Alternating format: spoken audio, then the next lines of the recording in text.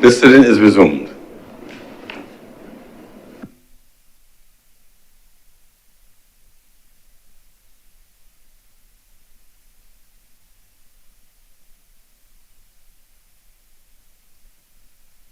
Senator Nichols.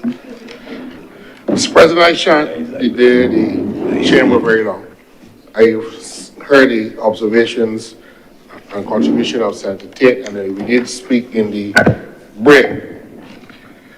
Now, we don't know for sure whether or not these forms in their present incarnation will create the danger that she has cited, but it is of sufficient magnitude to be cautious. And we do accept that in order for a witness to be made anonymous, they must start as a witness. And while we would trust the system to, or the judge who is hearing the application, we are not sufficiently aware as to the process. We know the courts are going through a transition now where all these things are online. Now, the regulations that are provided for in the legislation at section 28, clause 28 of the bill, where the minister may make regulations generally to give effect to the act, gives the minister some power to regulate the enforcement of this legislation and how the day-to-day policy is enacted. And I do believe it will be in order for this chamber to consider in committee to amend this bill to add another clause to allow the minister to make an order to make the forms so that these forms are done in a way that makes the policy of the act consistent and to secure the anonymity of witnesses without the prescribed forms being passed in a way that makes it what I would say legislative. The point I want to make is that even if these forms were passed as schedules to the act, Parliament does not amend schedules ordinarily. The power is always given to the minister to make these orders subsidiary legislation by way of a statutory instrument. So a statutory instrument is defined under the Interpretation Act to be an order made by minister. So what we are proposing here is to meet the Senator Tate's considerations and concerns halfway, to increase that ministerial power not only to make regulations, but to make order providing for the various forms consistent with the provisions of the legislation. And that it does not have to make, I don't necessarily agree that the form has to be legislated by this place, because the form is a part of subsidiary legislation which is ordinarily changed by the minister or the civil servant operating under the ministry under the Carroll-Turner principle. The Carroll-Turner principle is a principle that even where the legislation says minister, the functionaries in the ministry exercise that power. So it's not the minister per se exercising that function. So that we understand that administratively, our system of government requires the minister to act, but the minister acts on advice of the technical officers in the ministry. So that in terms of giving the minister the power to make an order, which has a statutory legitimacy because it becomes a statutory order, the forms have to be consistent with the policy within the legislation, and therefore there is no difficulty in giving the minister the power to make forms. What I am not prepared to do is that we should say that we should take out this particular form for another. I understand the considerations raised by Senator Tate, but at some stage, a order of a judge saying that John Brown is to now be an anonymous witness must state that his name in the order. How else can we say is the record of the witness who's anonymous going to be held in the mind of the person making the application? Let's be real. we have seen how these orders, in terms of some of the terrorism cases and stuff, are redacted, even in terms of the extradition cases that come before the courts in the ordinary way. A lot of the witnesses who put affidavit evidence and are deponents to affidavits, even in extradition proceedings, their names are redacted. The particulars are redacted under the provisions of the extradition treaty and in the agreement with Barbados and other signatories. So we must not necessarily trouble ourselves with the caution that because the form, which is part of the subsidiary legislation, provides for the name of the applicant, that would now defeat the very purpose and policy of the legislation. It is within the scope of the relevant ministerial authority within the ministry that is dealing with this and the administrative system of the court. Even in court applications where minors are involved, Mr. President, you see AB versus CD, or AB and CD versus so-and-so.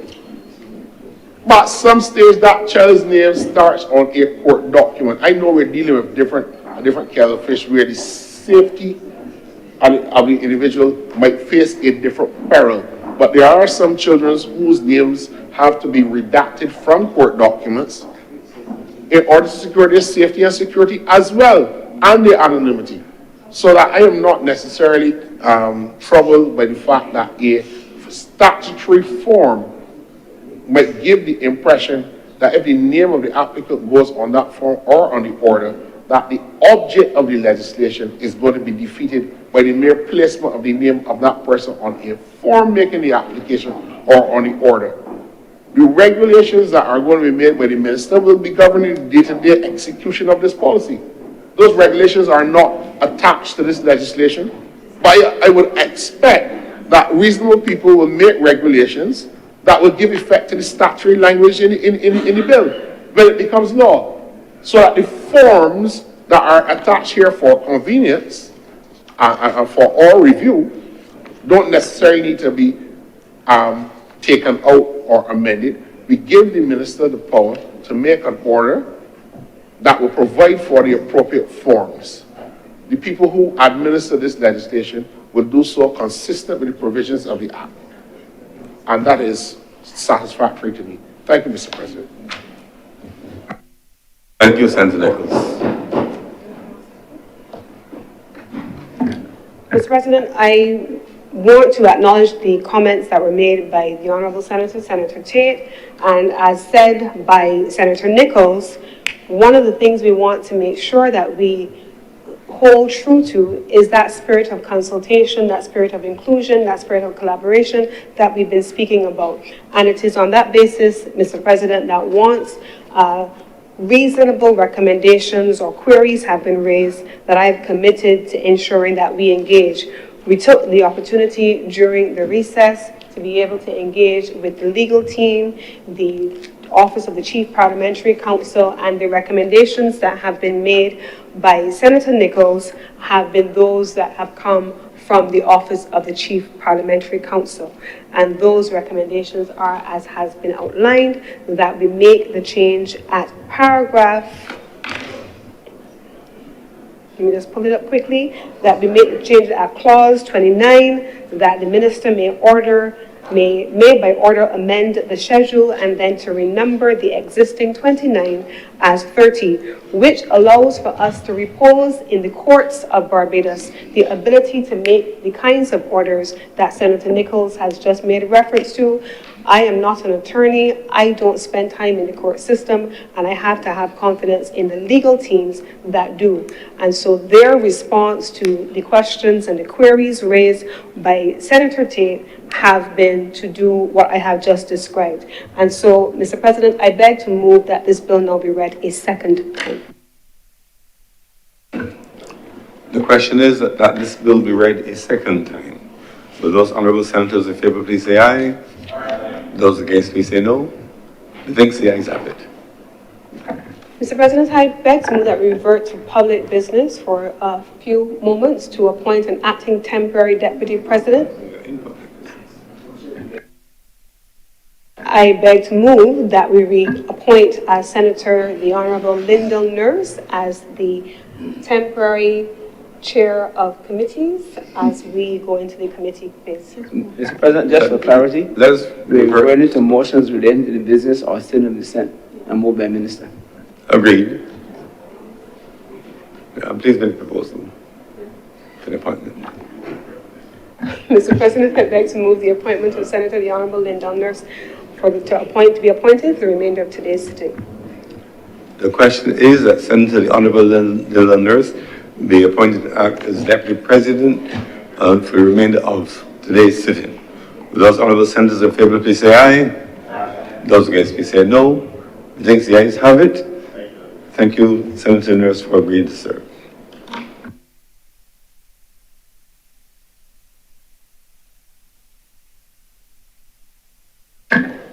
Mr. President, I beg to move that Your Honour do not leave the chair and the Senate resolve itself into committee for further consideration on this bill. The question is that I do not leave the chair and the Honourable the Senate resolve itself in a committee for further consideration of this bill. Will those honourable senators in favour please say aye? Aye. Those against please say no. I think the ayes have it.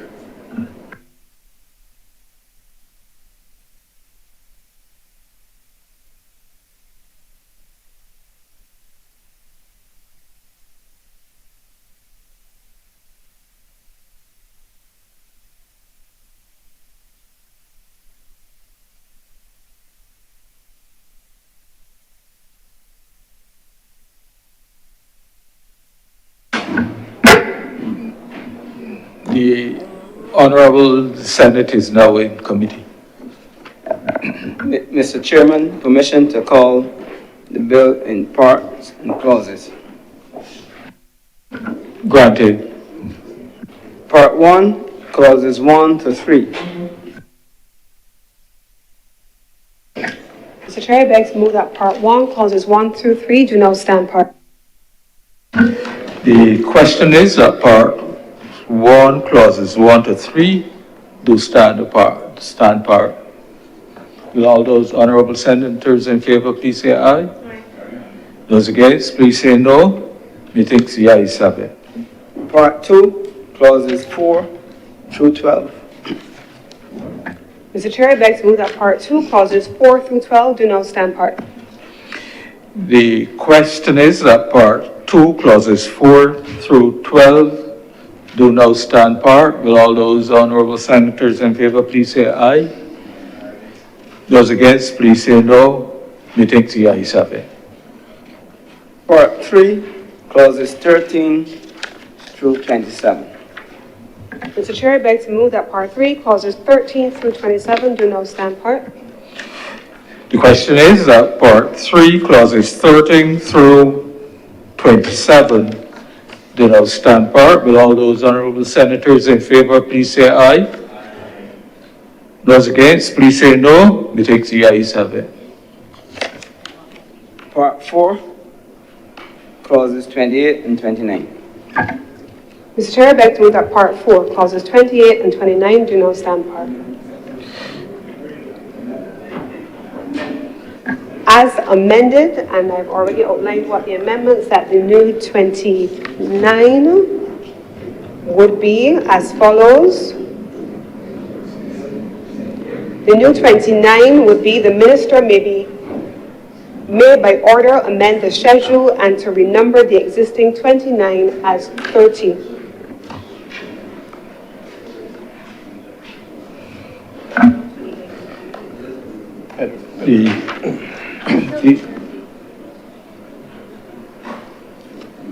Mr. Chair, on this point, I've listened to both my friends and colleagues here. On the current point, the proposed amendment. Yeah. Yes, sir. I've listened to both my colleagues in relation to the issues identified, and I believe that both are approaching the concern.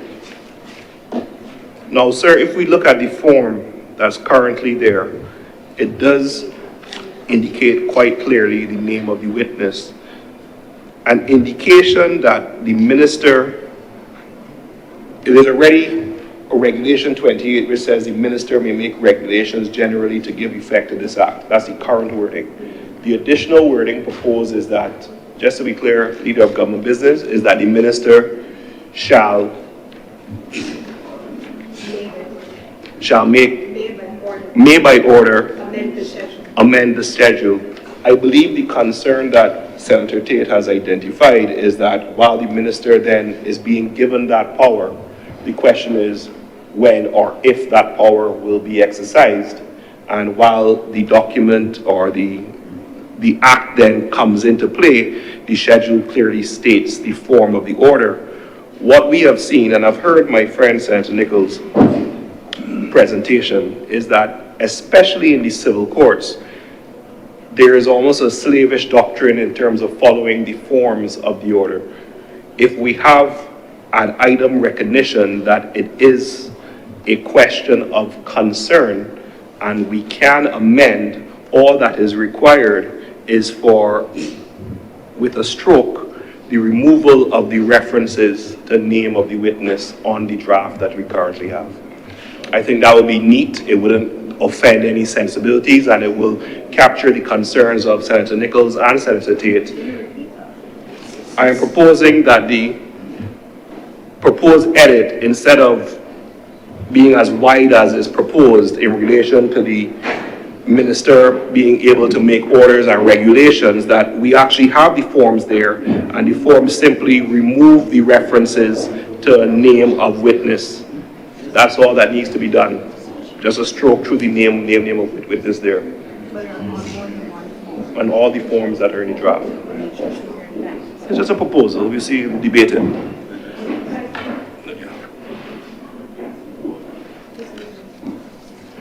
Chair, I've taken some time to consult, and I also want to bring to the attention of the chamber that the policy behind this legislation, I know, is late in the day, and I want to draw us to clause 5 of the bill, because the proposal by Senator Boyce or the excision of the form or references to the name will do considerable violence to what policy is in the act. Now, this is a provision that allows both the prosecutor and the defendant to make an application to the court for a witness whose evidence is already before the court in some summary form to be made anonymous. And it gives the court the discretion to determine whether the identity of that witness should be concealed. We are not to take away the power of the trial judge who's hearing the application made on facts that are specific and germane to that particular case in the future, and to create a policy now where, in the court's determination, this is not a situation where the name needs to be anonymous. So that it says here, where an application is made by the prosecutor shall, unless the court directs otherwise, inform the court of the identity of the witness, but is not required to disclose in connection with the application the identity of the witness or any information that might enable the witness to be identified. So that it is the discretion of the court at that stage when the application is being made that is being exercised. What the amendment that I understand Senator Boyce to be trying to make, and the concern of Senator Tate, is the question of anonymity generally. But as I've already said, in the formal sitting, on a second reading, when we adjourn, the process must start somewhere. And if you are saying that no name is to be used in an application, then we are really creating a farce. You're really creating a farce, and you've got to be careful that you're not opening up a situation where defendants, criminal defendants, they start to use this process as a means to create administratively difficult situations for the criminal proceedings to continue or to ensue, so that the decision as to the anonymity of the witness and their being named is made by the judge exercising a discretion sitting in the criminal court, not by Parliament taking it away by means of a form. So if we want to go and take out the schedule, then you can't leave it at Section 5, which we already passed. So we have not given proper consideration to the discretion exercised by the court on the process of the application. I think it is outside of the scope of what this act is intended to do. We are not here to make sure that, we're not here to administer this act. That is not the role of the legislature. The executive administers the law, the legislature makes the law. But when it comes to now making forms and getting into the nitty-gritty of what should be contained in a statutory instrument, which is a form used by the public, that doesn't say we should now determine the form of a town planning application, let us debate it, or the form of advisory license. Statutory instruments of that nature are not debated in Parliament. We learned that long ago. Simple parliamentary practice. So I understand the caution. It is a noble consideration. But when we look at the discretion given to the judge, unless the judge otherwise directs, the legislation will make that a judicial discretion that the judge exercises when the judge hears the particular facts of that individual and specific case. And it is not for us to design forms and to prescribe how the application is to be made, because there is a fear that something untoward will happen to every any or even one single witness in a matter. It is for the determination of the trial judge. The application can be nefarious. It can be one as wasting time. It can be one that is abusing the process of the court. All these are considerations that the trial judge is at, sitting there every day, seeing these people working and operating, and understanding the culture and how that system operates. It's not for Parliament to administer this system in its operation. So I don't agree with the amendment proposed to the forms in that way. Thank you, Mr. Chairman. Mr. Chairman, the proposal was in no way referencing the substantive legislation. It's the form itself, and I indicated that the form itself remain as is, just the reference to name of witness be removed.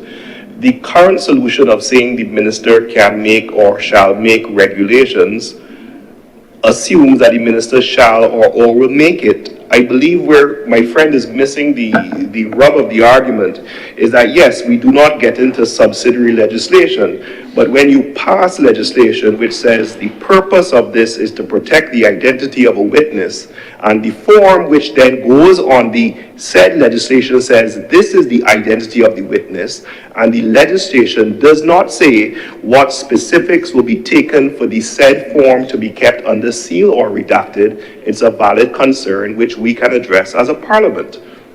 Simple.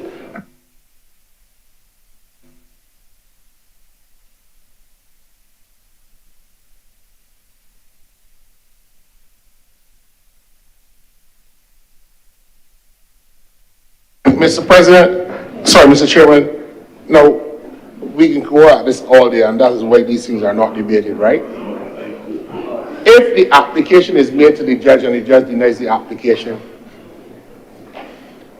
even although the party making the application says that there's merit in making this witness anonymous, what happens? That power is not being exercised by this chamber. That power is exercised by the trial judge hearing the application, having a name and seeing who the person is, understanding what about this person and in these circumstances.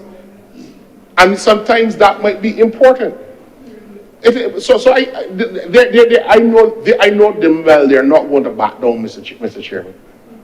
But the judge is the mediator of this issue as to whether or not the person's identity should be disclosed.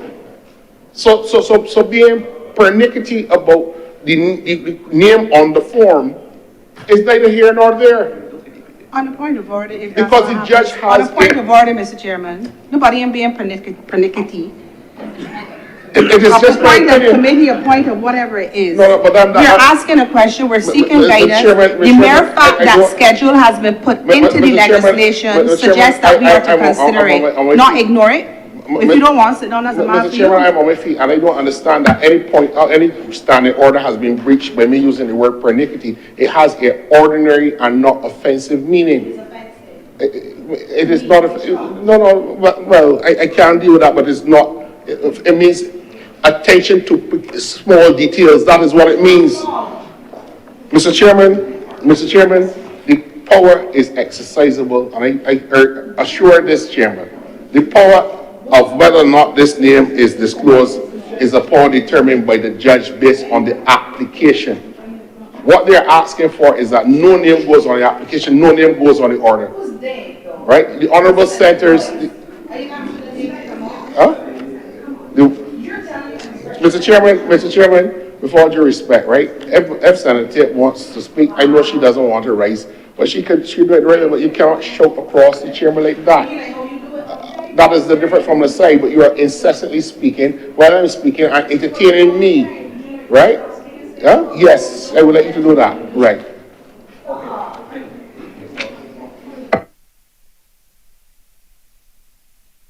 Thank you very much, Mr. Chair. I note the concerns that have been raised by all of the honourable senators and the amendment that has been made to respond to those concerns. And that amendment is as follows, that Clause 29 read as titled, Amendment of Schedule, and that the language under that title reads as follows. The minister may, by order, amend the schedule. I beg to move that this do not stand part.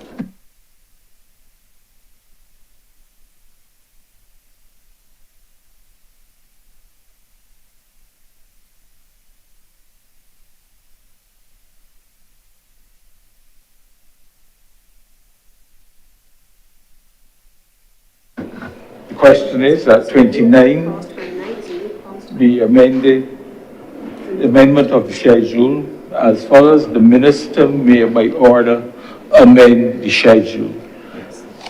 So the question is that parts 4, clauses 28 to 39 as amended do now stand part. Will all those honourable senators in favour? Mr. Chairman, but you have to put in the 30 though. You gotta put in the 30. So, Mr. Chairman, if I may assist, by adding 29 is a consequential renumbering. So 29 will now become 30. That's what we were just saying. That's what we're saying. That's what I was saying. Okay, so So part 4 will now be clauses 28 to 30 as amended. So the new amendment is clause 30, which is the minister may by order. 29, 29, that becomes 29 and 29 becomes 30. right, 29 becomes, Mr. Chairman, the current 29 will become clause 30. And we're inserting a new 29, which is the amendment of the schedule, which reads, the minister may by order amend the schedule. so a new 29. Yes, the new 29 and the existing 29 becomes 30. So a new 29, which is as the amendment which was just read, and then 29 be amended to 30. Right. So it's Will part all- 4, clauses 28 to 30. Right. As amended. Will all those honourable senators in favour please say aye? Aye. Those against please say no. No. Methinks the ayes have it. Schedule. Mr. Chair, I beg to move that the schedule be the schedule to the bill. The question is that the schedule be the schedule to the bill.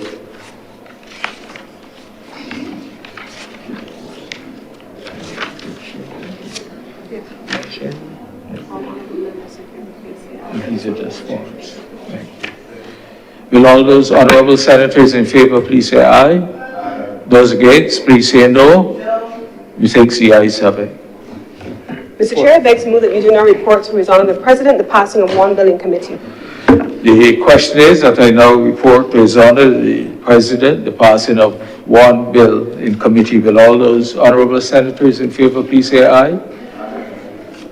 Those against, please say no. Methinks the ayes have it. You're reporting that the bill has been amended, so you report the part. Mr. Chairman?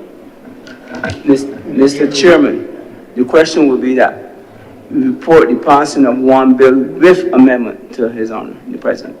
The question is that I do now report to His Honour the President the passing of one bill with amendments. Will all those honourable senators in favour please say aye? Aye. Those against, please say no. Methinks the ayes have it.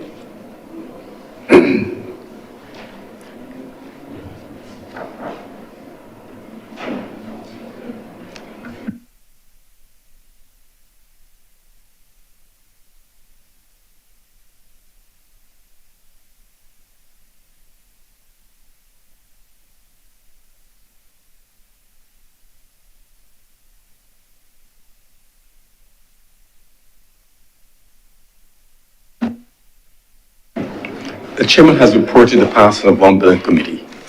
Senator Cummings. Mr. President, I beg to move that this bill not be read a third time. The question is that this bill be read a third time. Will those honourable senators in favour please say aye? Those against, please say no. Thanks, the ayes have it. Mr. President, I beg to move that this bill do not pass and be cited as the Criminal Proceedings Witness Anonymity Act 2025 as amended.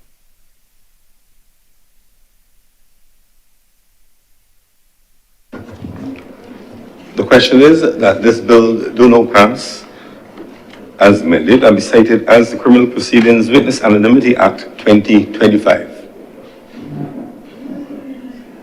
Will those honourable senators in favour please say aye? Aye. Those against please say no. Thanks, the ayes have it. This bill is now passed and so cited. Order number 11, sir. In the name of the Honourable Leader of the Senate, to move the second reading of the Firearms Amendment Bill 2025. Thank you very much, Mr. President. This is a brief amendment. It is quite short, Mr. President, but it addresses a number of things, and I want to first thank some of the honourable members in this chamber who have, in engaging with the Office of the Attorney General and other members of our legal team, have raised some initial concerns that have been reflected in the amendments that I want to begin by introducing to this bill.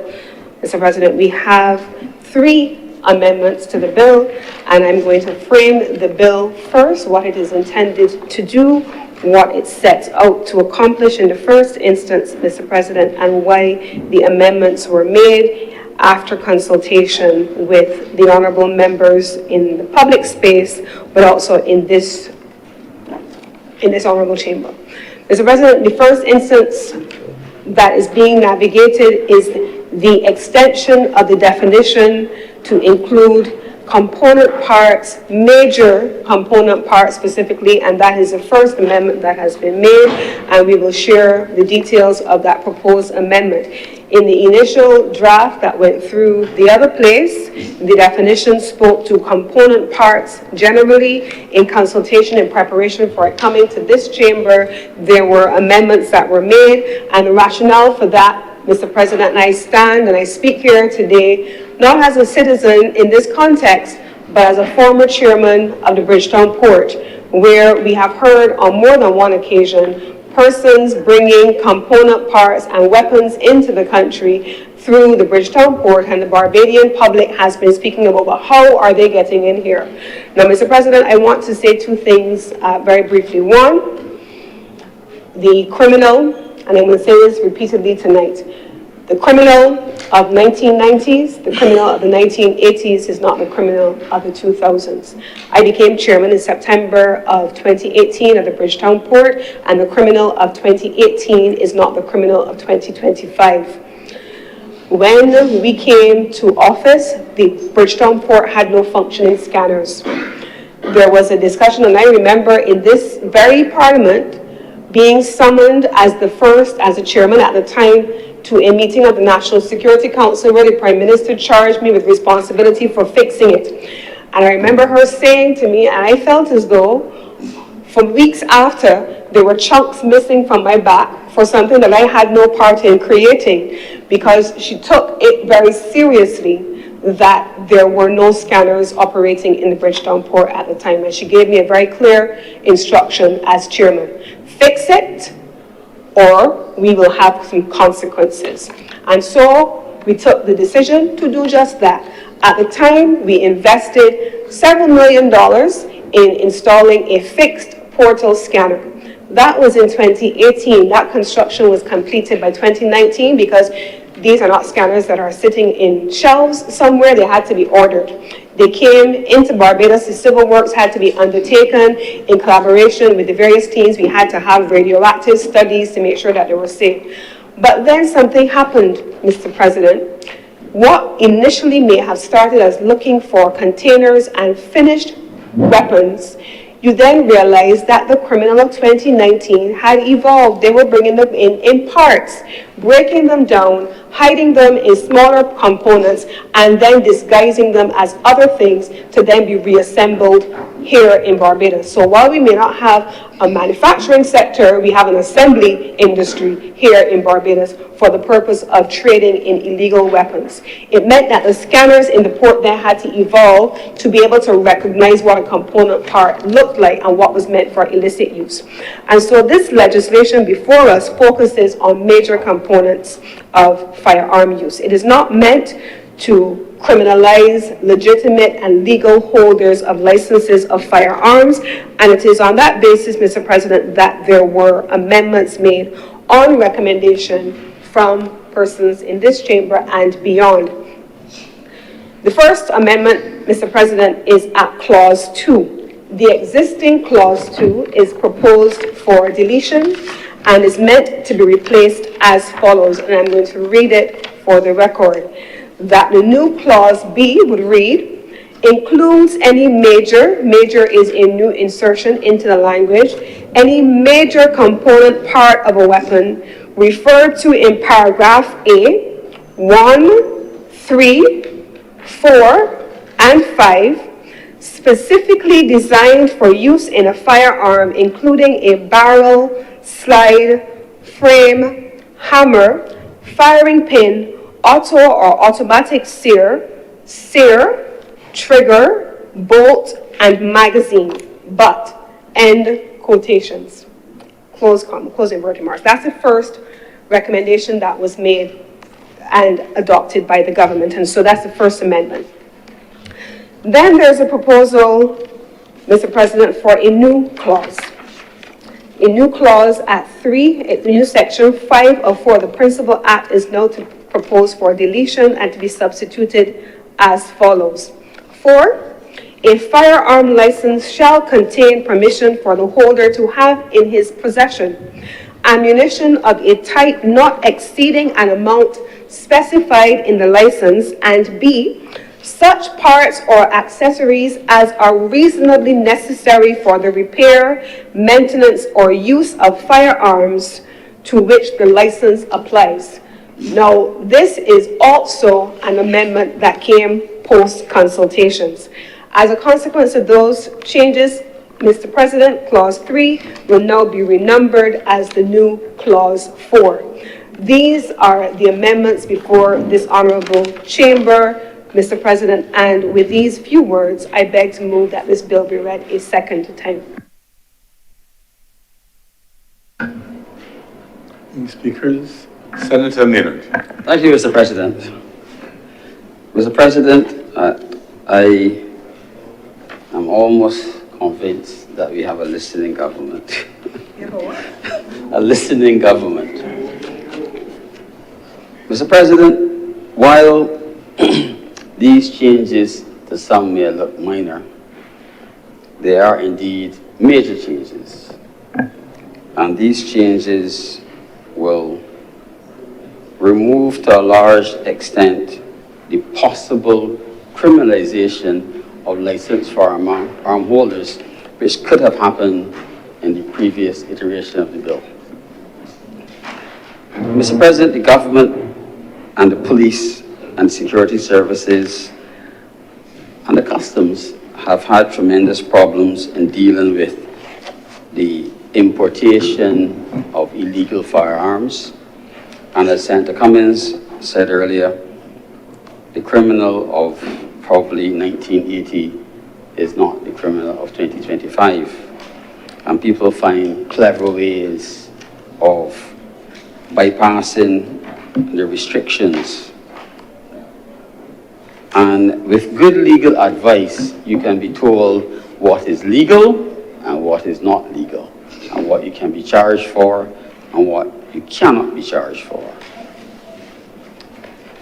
When this bill becomes an act, this amendment comes into force, it would mean that items which one could have held and not be charged for possession will now become criminal offenses and you can be charged for them. And it's probably the only way to deal with the phenomena that we are experiencing in this country, where firearms are being imported in parts and persons are assembling the firearms. And the government intends to bring it to an end. There is the aspect, sir, of the legislation, but the enforcement requires personnel and training and investment. So I hope that having brought the first phase of the process, the government will follow through with the rest of it. I wish, sir, to comment on the second amendment with regard to firearm licenses. This amendment, sir, is an important amendment, and within it, it appears as though the government has acknowledged that whereas in the previous iteration of the Firearms Act, Cap 178, prior to the last amendment in this Parliament, there was only one category of firearm. In the last amendment, we established 3 categories of firearms. And this amendment now clearly indicates that one is entitled to have ammunition on your firearms license. That's all I will say about that part. The part about Section B, sir, requires a little explanation. Sir, when you import, or a dealer imports a firearm, like I guess most cars, it comes with certain basic maintenance parts. You get by a car, you get a jack and a spare tire, or you get run flats and a juice to put in it. Well, depending on the grade of car you buy, you may get a jack and spare tire still. When you buy certain firearms, sir, you get certain spare parts. And it therefore stops the possibility of criminalizing licensed firearm holders for holding those spare parts. It doesn't give them permission to go out and buy spare parts and bring them in, but the ones that you possess, it allows you to keep. Sir, I wish to make a comment about the importance of an inclusion in this amendment in clause 2B. I think the government wisely has chosen to put the term automatic sphere in it. because this matter is a matter that has caused tremendous problems in the north. And this government, I believe, will be taking steps to make sure that the problems being experienced in the north, where persons are converting semi-automatic weapons to full automatic weapons, does not happen here. But it does not remove the problem, sir, of 3D printing. And there is evidence that with the advent of technology, useful technology, that some technologies are subject to abuse. I understand that one requires a license to have a 3D printer, but there is no regulation, sir, of what you can print. So there still needs to be some serious scrutiny of what people are printing on their 3D printers and what they're being used for. This legislation and these amendments, sir, will not fix all the problems.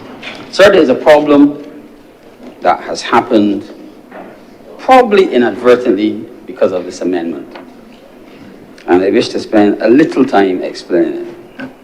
The sport shooters, the Olympic shooters, who for years have complied with a police requirement of having reduction in the number of guns you're required to have to shoot Olympic disciplines, have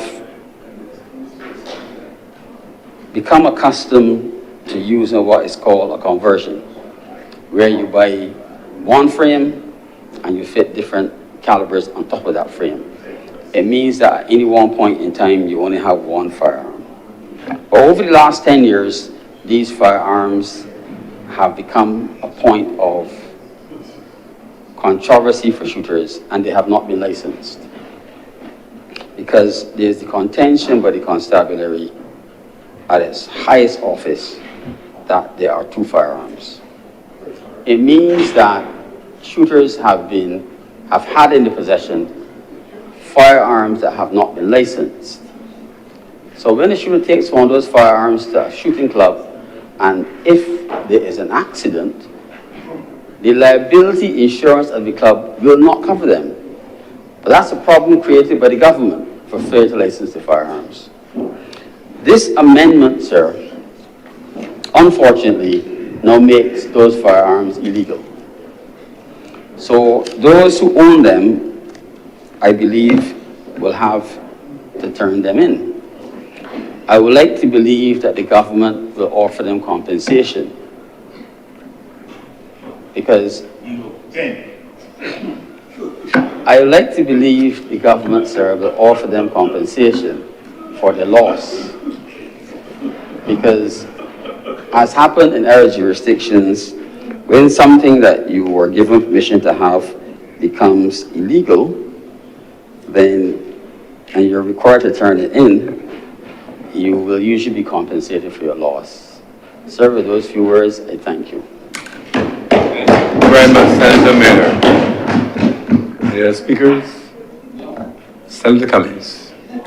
Thank you very much, Mr. President. I was trying to avoid mentioning Senator Maynard directly, but I do want to thank him, having spoken, for his comments and his detailed comments and his acknowledgement, no matter how painfully he did it, that this is a listening government.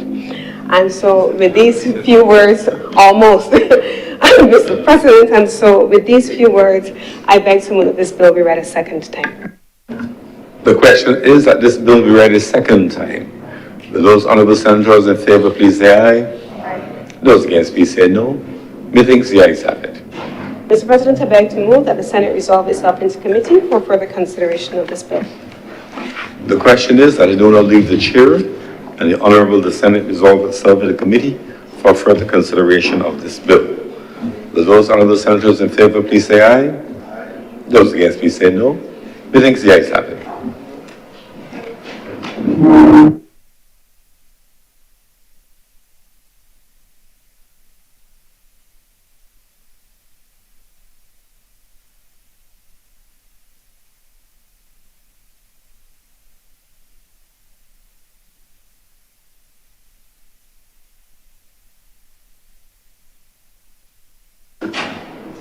The Honourable Senate is now in committee.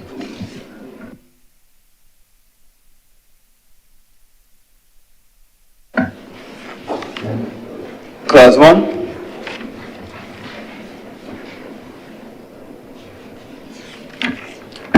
Mr. Chair, I beg to move that clause 1 stand part. The question is, clause 1 stand part. Will all those honourable senators in favour please say aye? Aye. Those against please say no. I think the ayes have it. Clause 2. Mr. President, I beg to amend clause 2 at section B as follows to read, in the definition of firearm, we're deleting the existing paragraph B, and the new paragraph B would read, includes any major component part of a weapon referred to in paragraph A, 1, 3, 4, 5, specifically designed for use in a firearm, including a barrel, slide, frame, hammer, firing pin, auto or automatic sear, trigger, bolt, and magazine, but.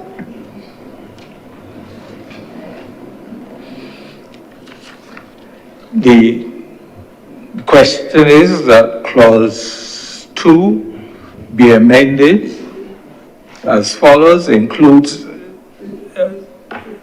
any made in the definition of firearm, delete paragraph B and substitute the following. B, includes any major component part of a weapon referred to in paragraphs A1, 3, 4, and 5, specifically designed for use in a firearm, including barrel, slide, frame, hammer, firing pin, automatic sear, trigger, bolt, and magazine. But the question is that clause 2 stand part as amended. Will all those honourable senators in favour please say aye? Aye. Those against please say no. I think the ayes have it. Mr. Chairman, we are having an amendment by the insertion of a new clause, which would now be clause 3. Mr. President, I beg to move that we have an amendment that reads as follows in the new clause 3. A firearm license shall obtain permission for the holder to have in his possession A, ammunition of a type and not exceeding an amount specified in the license, and B, such parts or accessories as are reasonably necessary for the repair, maintenance, or use of the firearm to which the license applies. I beg to move that this amendment, this clause 3 do now stand part as amended. Mr. Chairman, and just for clarity, the new clause will have as its heading, amendment of section 5 of Cap 179. It says section 5.4 of the Principal Act is deleted and the following substituted. That's all part of the new clause. Sorry, section. This is the heading. This is what is there, and this is your new language. The question is that clause 3 be amended as follows.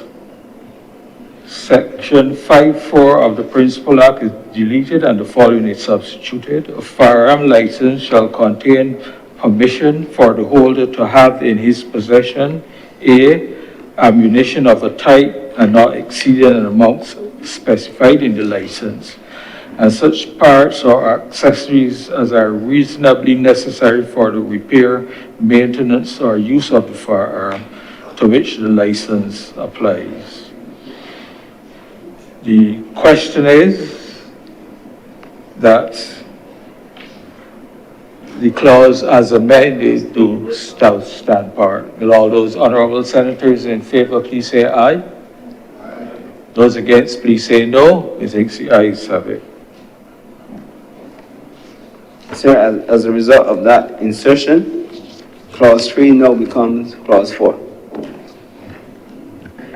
Mr. President, I beg to move that the current clause 3 now becomes renumbered as clause 4. I beg to move that the new clause 4 do now stand part. The question is that the current clause 3 be now renumbered as clause 4. Will all those honourable senators in favour please say aye? Those against, please say no. Methinks the ayes have it.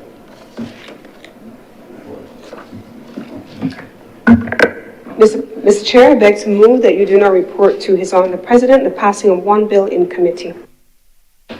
The question is that I do now report to His Honour the President the passing of one bill in committee. Will all those honourable senators in favour please say aye? Those against, please say no. Methinks the ayes have it.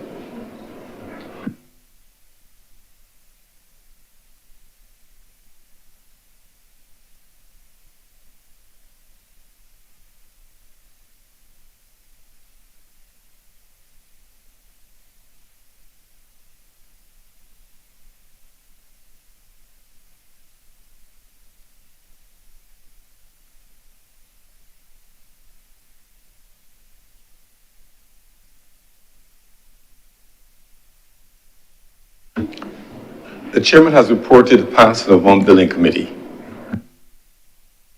Mr. President, I beg to move that this bill be read a third time.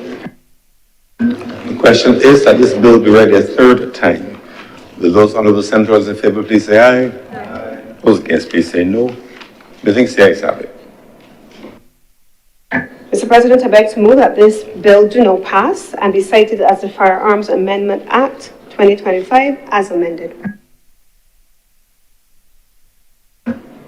The question is that this bill do not pass and be cited as the Firearms Amendment Act 2025. Will those honourable senators in favour please say aye? Aye. Those against, please say no. Methinks the ayes have it. This bill is now passed and so cited.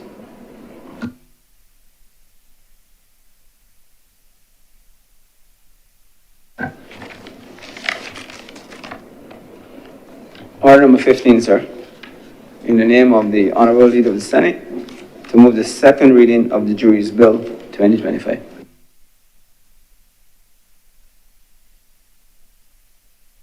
Senator Cummings.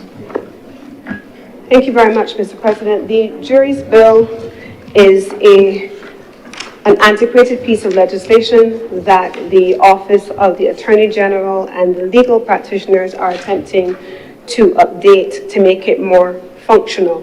There are a number of changes that I will refer to perhaps briefly. In this instance, we have, Mr. President, through the sections of the legislation, Part 1, standard short title and interpretation. Part 2, you will see that there are some changes made to the qualifications, disqualifications, exemptions, and so on for jury service. The compilation of the jurors list at Part 3, that has been a piece of antiquated legislation. The summoning of jurors in clauses 12 through 16 is going to come up, and I will speak in a few moments about the question at clause 16, the remuneration of jurors, which still exists at $10 per day in 2025. The selection of juries is covered in Part 5 of the legislation through clauses 17 through 23. Then we move on to the procedure for navigating juries at Part 6, separation through the discharge of the jury before the verdict. What happens in verdicts is in Part 7, clauses 29 through 36, and then there are a number of miscellaneous provisions. Now, Mr. President, I remember as a history student coming up in a time where we were chattel, and we had to be treated as such. There was a time, Mr. President, where a parliament sitting in a session just like ours determined that it was no longer appropriate for people to own property in order to vote.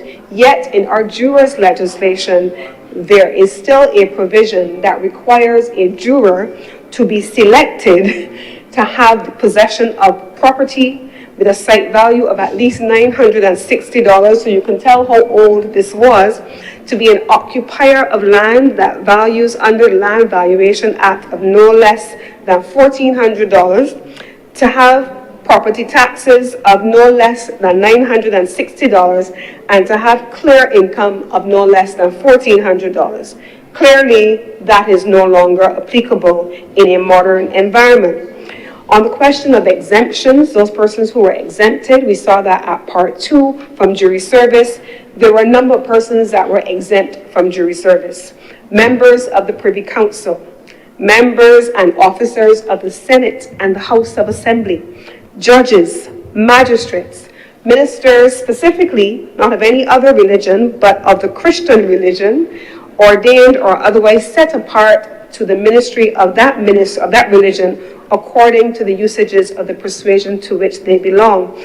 Heads of missions within the meaning of diplomatic privileges and immunities, consular officers or consular employees, members of the armed forces of the Crown, well now the state, members of the police force, now the police service, persons employed in the public service as part of the Judicial Advisory Council may provide regulations, commissions of probate, officers of the court of law, legally qualified medical practitioners, and spouses of all the above.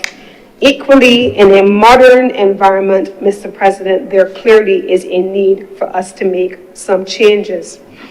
As I go on, Mr. President, in the existing section of the Act which talks about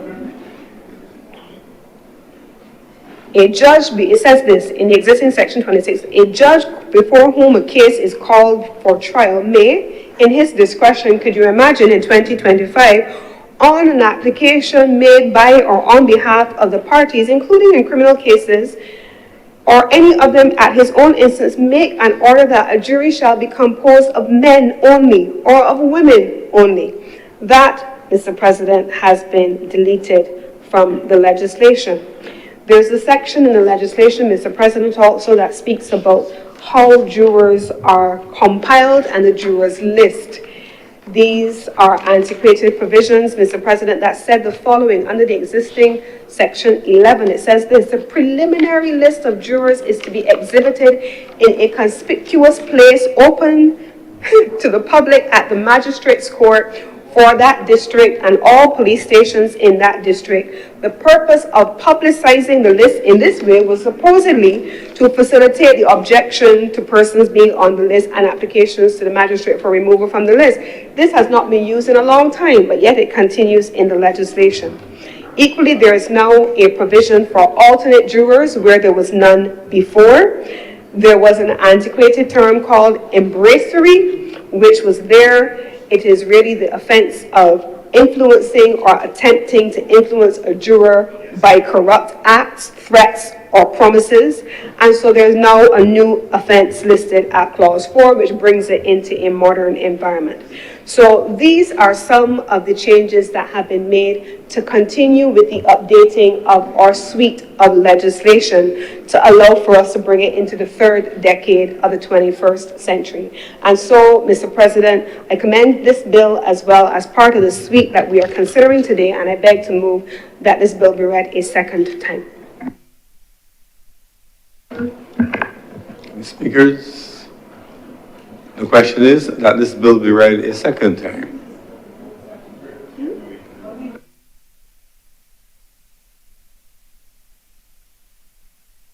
Senator Day. Sorry, Mr. President. That's fine. Half asleep. Oh my goodness. Mr. President, my apologies. And I blame Senator Boyce too, that helps. Looking at this Juries Act, right? This Juries Bill. I was looking at, sir, the transitional section 43, which says, notwithstanding section 45, all trials started before the commencement of this act shall continue in accordance with the provisions of the Juries Act, Cap 11B5. Oh wait, sorry, 115B. I'm there. And then clause 45 says that the Juries Act, Cap 115B is repealed. So I'm just wondering, I understand the concept and why it is that it has to be so, but I'm just wondering if the wording of clause 43 couldn't be slightly different, because It's either that you change around the sequence or you change the wording because you're making reference and you're saying all trials before have to continue under the act that is to be repealed. And I get the concept, I'm just wondering about the wording. I'm just wondering. Thank you, sir.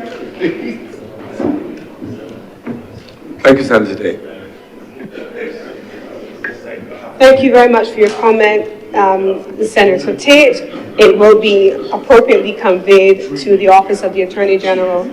I beg to move, Mr. President, that this bill be read a second time, having not responded to the query. The question is that this bill be read a second time. Will those honourable senators in favour please say aye? Aye. Those against please say no. Methinks the ayes have it. Mr. President, I beg to move that you do not leave the chair and the Senate resolve itself into committee for further consideration of this bill. The question is that I do not leave the chair and the Honourable the Senate resolve itself into committee for further consideration of this bill. Will those honourable senators in favour please say aye? Aye. Those against please say no. Methinks the ayes have it.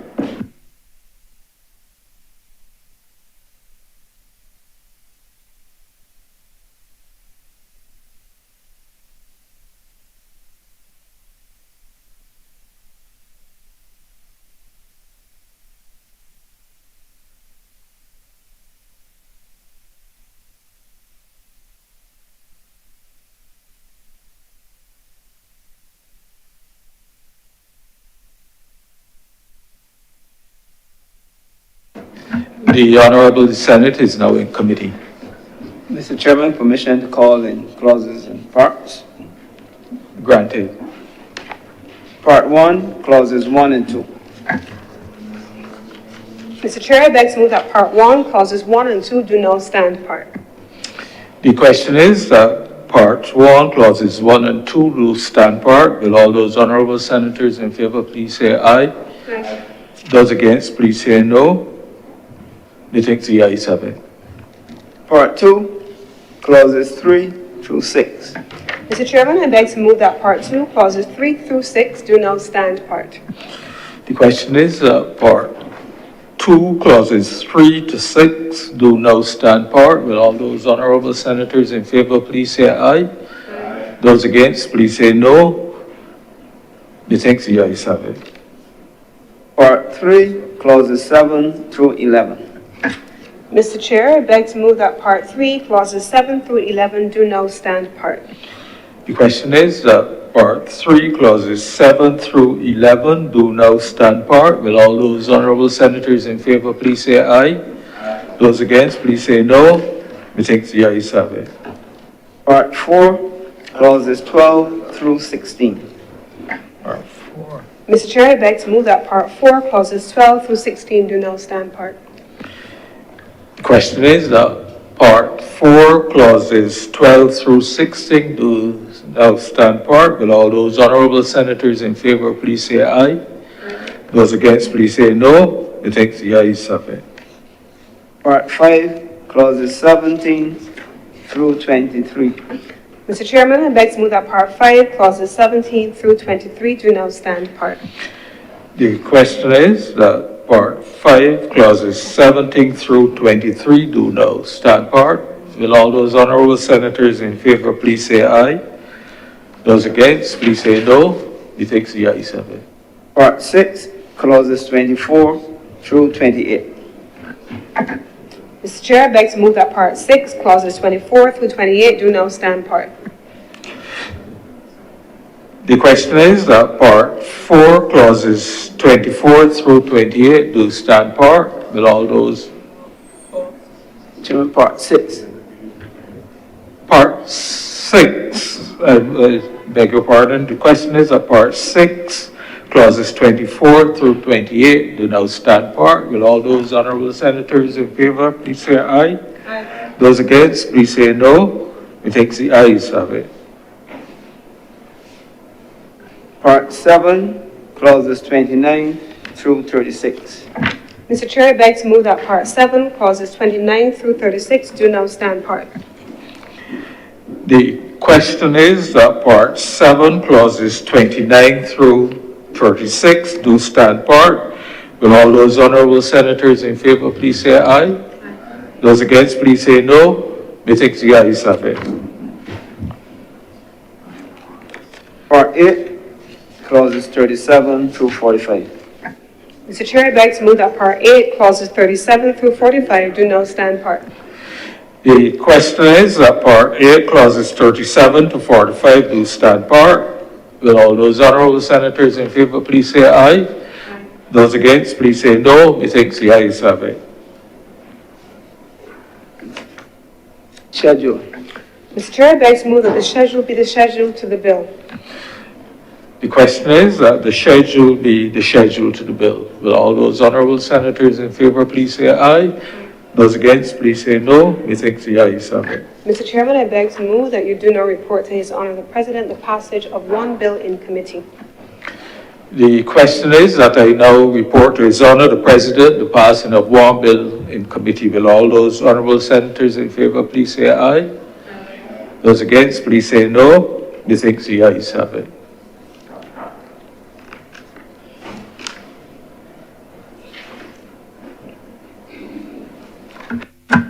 That's the last one.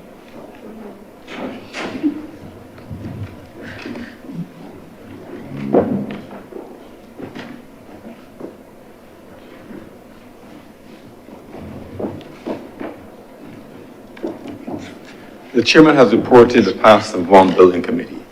Mr. President, I beg to move that this bill now be read a third time. The question is that this bill be read a third time. Will those honourable senators in favour please say aye? Those against, please say no. Thinks the ayes have it. Mr. President, I beg to move that this bill do now pass and be cited as the Juries Act 2025. The question is that this bill do not pass and be cited as the Juries Act 2025. Will those honourable senators in favour please say aye? Those against, please say no. Methinks the ayes have it. This bill is now passed and so cited. Order number 13, sir. In the name of the Honourable Leader of the Senate, to move the second reading of the Police Amendment Bill 2025. Senator Cummins. Thank you very much, Mr. President. This is not, unlike the other pieces of legislation, a small bill. This has several sections, and I want to go through them for clarity for the honourable members in this chamber and for the members of the public. This is a piece of legislation that, like other pieces of legislation, have existed in the corridors of antiquity and have needed to be brought into a contemporary space where, like much of our other legislation, they needed to be updated to deal with the moment in time that we're living in. In the first instance, Mr. President, there is a specific reference to how we treat to persons who have served as special constables. Many of these persons who have served as special constables have been policing the country alongside regular policemen. They have been working in multiple spheres, Mr. President. However, despite the exposure, like everyone else working in law enforcement, they did not have the benefit over an extended period of time from the same benefits as regular police officers. They were, in law, treated as casual workers instead of public officers. They received pensions in accordance with the Casual Employees Pension Act, and they had any number of appeals being made to governments over many years to be able to have this regularized. This act before us is now here to be updated and amended as proposed to ensure that, in keeping with a 2020 policy directive, that we now regularize the service of special constables in this country. The legislation which was dated needed to be brought into alignment with that 2020 policy position, and on that basis, the proposal is to amend the Police Act, Cap 167, in order to afford special constables the status of public officer so that they would be able to receive the same benefits that I mentioned before under the Pensions Act, Cap 25, rather than as they were historically for all this time under the Casual Employees Pensions Act. Mr. President, in 2025, earlier this year, in the budgetary statement, in the other place, it was announced that with effect from this financial year 2025-2026, that special constables who have served in that capacity for more than 3 years will automatically be transitioned into the Barbados Police Service if they opt to do so.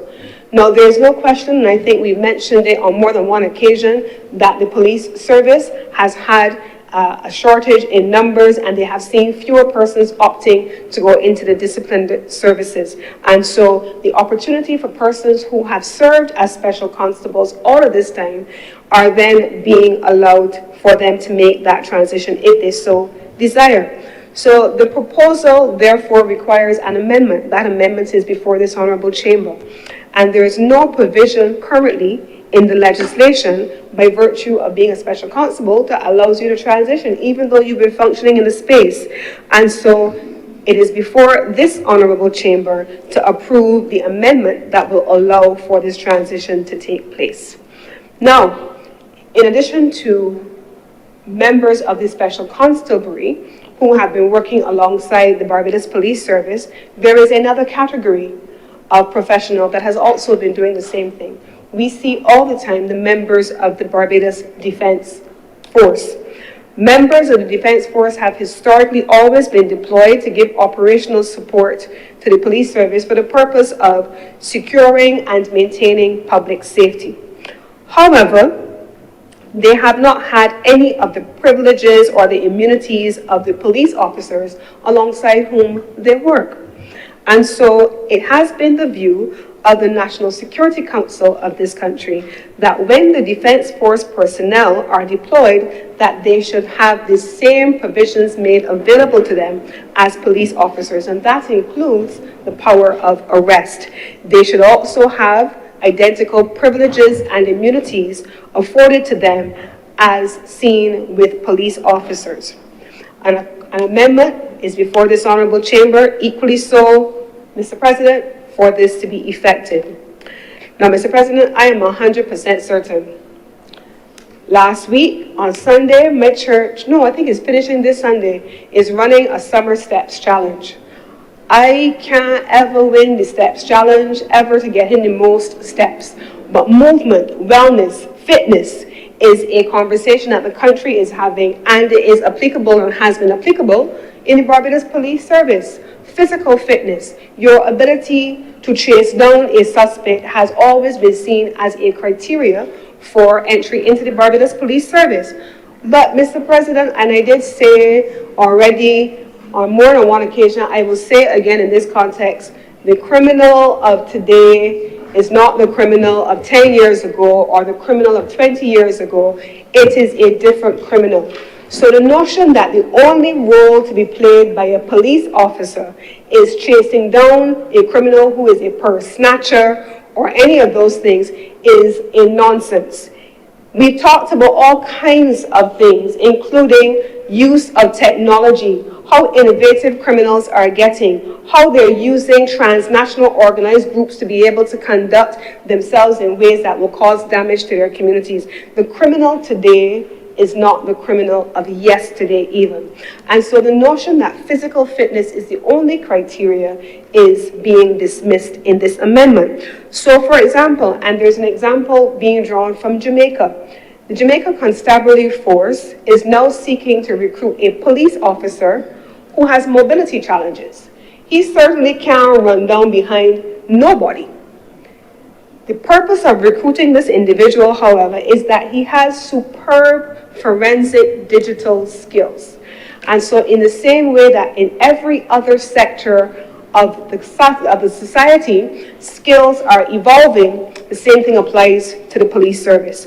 And so on that basis, this amendment to this legislation also is allowing for, where applicable, the Commissioner of Police should have the ability to waive or alter the physical fitness requirements that allow for the recruitment of police officers to allow for the range of skills and competencies required for the act of policing. Equally so, there is an opportunity that is now being taken to tidy up the existing legislation, specifically in the existing Section 32 of the Act, 32A, where there is a disciplinary code which is included in the Act. And we have seen and heard in this honorable chamber on more than one occasion that there are certain types of things which are specifics that do not belong in the legislation, but rightfully belong in schedules to the legislation. And so in this instance, the disciplinary code is being repositioned to being in a schedule. So, Mr. President, there are also a number of new provisions. One of those new provisions is to allow for the Commissioner of Police to enlist a person into the service who possesses such special skills as required by that service to deal with the modern day criminal and the ones still to come to enhance its operations, but who do not meet the stipulated qualifications as they exist. Obviously, Mr. President, we're not removing the requirement for things like basic good character. Those things remain and will remain in force, obviously. There were changes made to the legislation over the last little while in the Constitution Amendment Act, where the police force was hereinafter at that time referred to as the Barbados Police Service. And so the opportunity is being taken to make the change throughout all instances where that legislation presents itself, and then to have the Barbados Police Service, as we now call it, the BPS, reflected throughout the legislation. This, Mr. President, captures the various sections that I have just gone through in detail from clause 1 through clause 32. It also includes, Mr. President, clause 31, where there are consequential amendments required, and also the revocation requirements for the existing legislation. And so, Mr. President, with these few words, I beg to move that this bill be read a second time.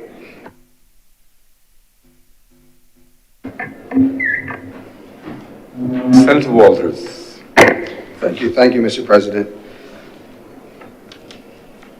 As I review the bill that is before us, Mr. President, a couple of things popped out and actually brought back some memories of the Prime Minister when last September she made the comment that she doesn't want money. Sorry, she doesn't want to prosecute them, she wants money. The fines in this bill, Mr. President, moved from $500 to $10,000 in some instances, from $1,000 to $10,000 in others. Where there were no fines, the fines were introduced at $50,000. Some fines moved from $2,000 to $20,000. Some from $300 to $10,000, Mr. President. And quite a few moved from $1,000 to $20,000. And the rationale from the government is that they wanted to modernize the bill, or modernize the act. It must be noted, Mr. President, that the words that accompany the clauses or those sections did not change, only the amounts of the fines changed. What is of great concern, though, Mr. President, is that Section 68 has caused some alarm in the public domain, because although some of these stipulations have already been in place for many years, the public is not really aware of a lot of the legalities or a lot of the laws that fall under this act. And Section 68, refusing to aid a member of service assaulted, if I may read, Mr. President, says any person who, when called upon to aid and assist a member of the service, who while in the execution of his duty is assaulted or resisted or in danger of being assaulted or resisted, refuses or neglects to aid and assist a member of the service, is guilty of an offense and is liable of a summary conviction to a fine of $10,000 or to imprisonment for 1 year or to both. Previously, Mr. President, that fine was $500. and the imprisonment term was 6 months. There's a cause of concern because it is quite unclear.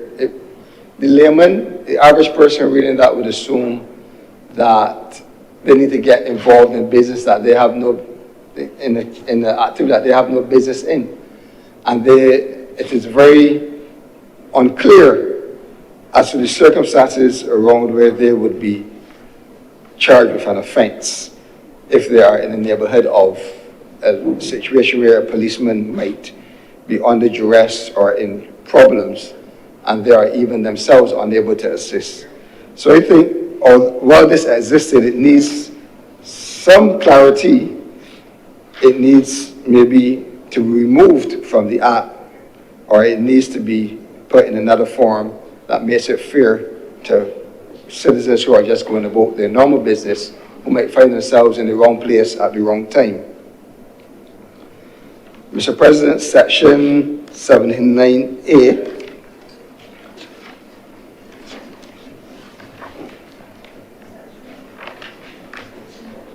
section is the insertion of a new section 79A, Mr. President, and it says that is assistance from the Barbados Defense Force, and it pretty much gives those persons of the Defense Force, Mr. President, the powers, authorities, privileges, responsibilities, and immunities of a member of the police service.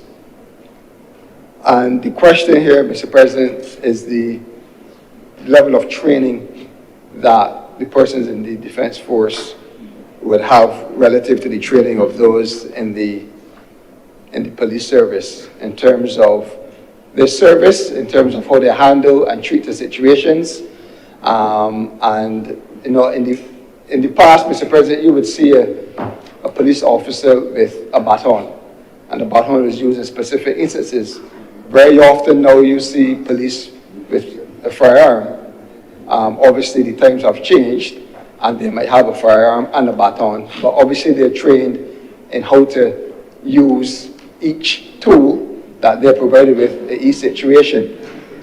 So the question that we're asking on behalf of the public is what sort of training that the Defense Force will go under to deal with situations when they come in to deal with civilians, Mr. President, because all circumstances will not require the use of a firearm, or the use of a firearm in a space where there might not be need for, there might just be need for restraint and control, but not the use of actually having a firearm in apprehension or in controlling a situation, Mr. President. Similarly, Mr. President, the whole notion of transitioning the constables into service, the special constables into service, I think that is very reasonable. I think that it is hard to ask someone to do a similar job of another person, especially for a long period of time, and they're not compensated in a similar manner. So I don't think there's any question there, but generally, there are basic concerns that we have seen in the press over the last few months, and that is pretty much one of pay, where you often see the police association asking for payment of overtime or negotiating some terms of payment for services that they have done above and beyond their regular duties. And I don't think, Mr. President, that anyone on the government side is giving free labor, and I don't think that the police service and the members of the police service should be offering free labor. Just as recent to last week, there was a report where they have not been paid for the 6-day-a-week commitment from June to August 11th, I think it was, Mr. President. And I think if we are going to treat to the police service, if we're going to make amendments to the act and the legislation, these are some of the salient things that we need to do that may sit outside of the legislation, but are really needed in terms of working with the force and building up that resilience in the force, Mr. President. And you would wonder why the force is unable to recruit persons. Well, a young man or a young lady picking up the newspaper and saying every 6 weeks, the police association begging for equal pay, for overtime that they've worked, etc. Who will be interested in going into service under those conditions?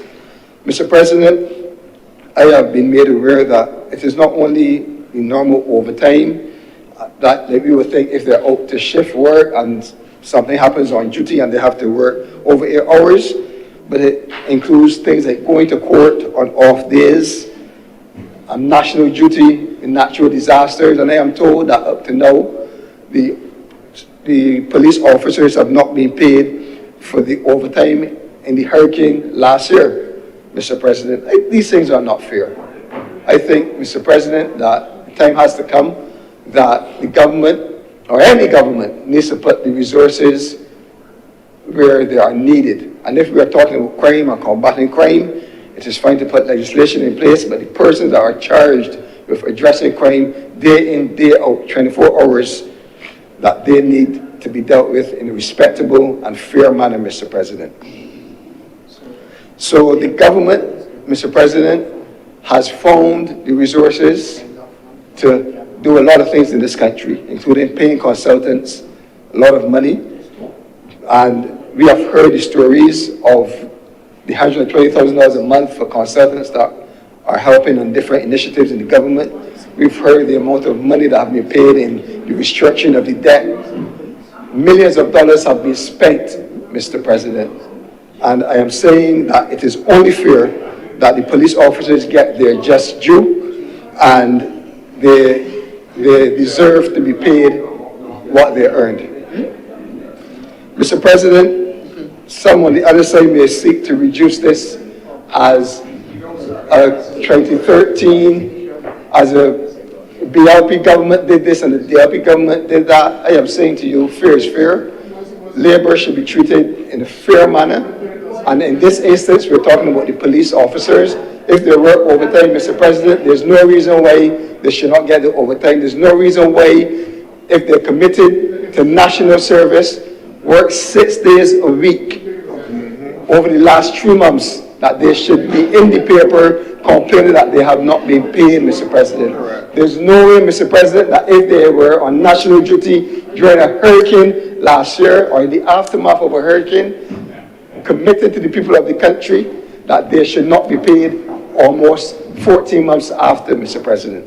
Correct. Mr. President, Mr. President, Mr. President, the leaders of the government side are talking about Hurricane Elsa. Can we remind the government, Mr. President, that Hurricane Elsa, there was some destruction to homes, and the government sought, Mr. President, to import homes into this country from China, steel frame homes, $27 million in overruns, Mr. President, money that could be used in the police service, Mr. President. This is no comparison. No comparison, and it could go on with the wastage of this government, Mr. President. Mr. President, it is the priorities of the government that send a signal to the people of this country. As I said previously, it is okay, Mr. President, to come and put legislation in place, but there are people working on behalf of the citizens of this country, working for government, and they need to be taken care of. Accommodation of police officers. Police stations are in a state of disrepair, Mr. President. They need significant rebuilding and significant maintenance programs. This is where we need to spend our money, Mr. President. So we can talk about amendments to the legislation where we're moving the special constables into police officers. But if they're not getting paid, what sense does it make, Mr. President? If they still have to go into a dilapidated building that is sick, what sense does it make, Mr. President? When the government has at its disposal and has borrowed over the last few years close to $2 billion, Mr. President, that taxpayers are repaying in interest payments, Mr. President. These are critical things that our policemen and women should be working in better conditions. When we speak about police men and women, Mr. President, we have to look also at the tools and equipment that they have to work with. Mr. President, these things may seem simple, but I am told, Mr. President, that something as simple as replacing the vehicles that the police officers use is an issue, because their vehicles are not like yours and mine, that when we go home after 10 hours, we drive to from work, maybe to the supermarket at Saturday Park. They are moving from shift to shift, 24 hours a day. And I understand that in the past, there was an agreement to change these vehicles every 3 years, Mr. President. And now, we have a situation where this is not being done, and where these vehicles have challenges, issues that could not only pose a danger to the officers themselves, but to the general public, Mr. President. These are things that need to be addressed. The quantity of equipment that the police officers have. I am told, Mr. President, sorry, I am told from the police force that something as simple as handcuffs are not in adequate enough number, and that police officers purchase handcuffs themselves in instances so that they have the tools to work with. Mr. President, the government may want to make light of these comments, but it shows that they are not interested in the duties and the people that are charged with carrying out these duties if they make light of these concerns, Mr. President. So, Mr. President, without keeping the chamber too long, the amendments, well, they may seem reasonable in terms of bringing in line with, as they say, modernizing. We think some of the penalties have gone too far in terms of they have moved astronomical in size, and we think, Mr. President, that the issues in the police service is what the government must also pay attention to, and not only with amending legislation and putting things on paper in writing, but to treat to the men and women who are out there every day working on behalf of the citizens of this country to maintain law and order. And with those few words, I'm obliged. Thank you very much, Senator Walters. If no other speakers, Senator Tate. Mr. President, may I sit, please? Certainly. Thank you.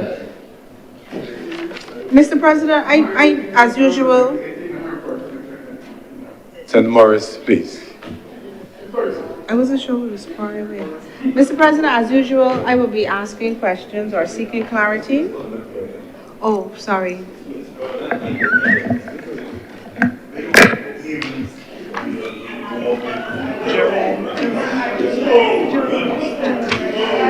But I don't start at 11, I go till 11, so my back hurting. Y'all stay there. Mr. President, I see that with this bill, we are finally regularizing the name of the service to make it line up with the Constitution. I'm just wondering, and this is really, I'm just curious why it would have taken 4 years. It doesn't need to be answered, I just find it took a little while. In terms of the proposed bill, Mr. President, Clause 6 of the bill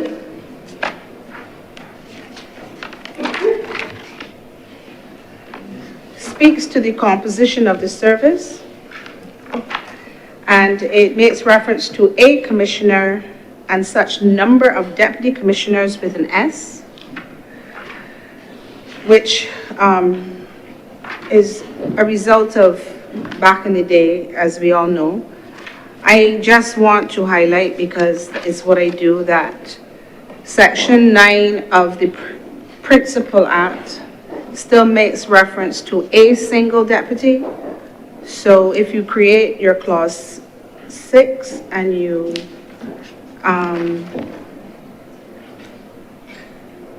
delete your section 6 and so on, you need to fix your section 9, but I haven't noticed that the bill has made an amendment to section 9. Did that make sense, sir? So section 9 of the current bill makes reference to a single deputy commissioner.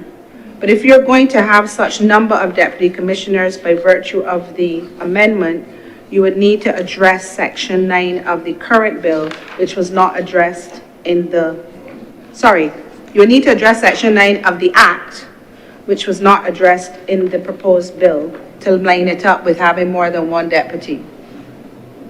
Okay, so I'm sorry, everybody's tired, I'll say that again. You get it? You get it? You get it? The president's looking at me like I talking gibberish, and I don't like when he looks at me like that. I would go further, sir, to suggest... I'm just not the one to give the answer. Oh, I would go further, sir, and say that if it is that you're going to make provision for more than one deputy in Section 9 of the current Police Act, you may wish to make reference to a deputy commissioner in order of seniority. That's just my humble suggestion. With respect to the proposed clause 9, if you're paying me right, if with the proposed clause 15, it says that section 29 is to be repealed and is to be substituted, and it's going to be dealing with the subordinate police officer or constable who absents himself from duty or resigning.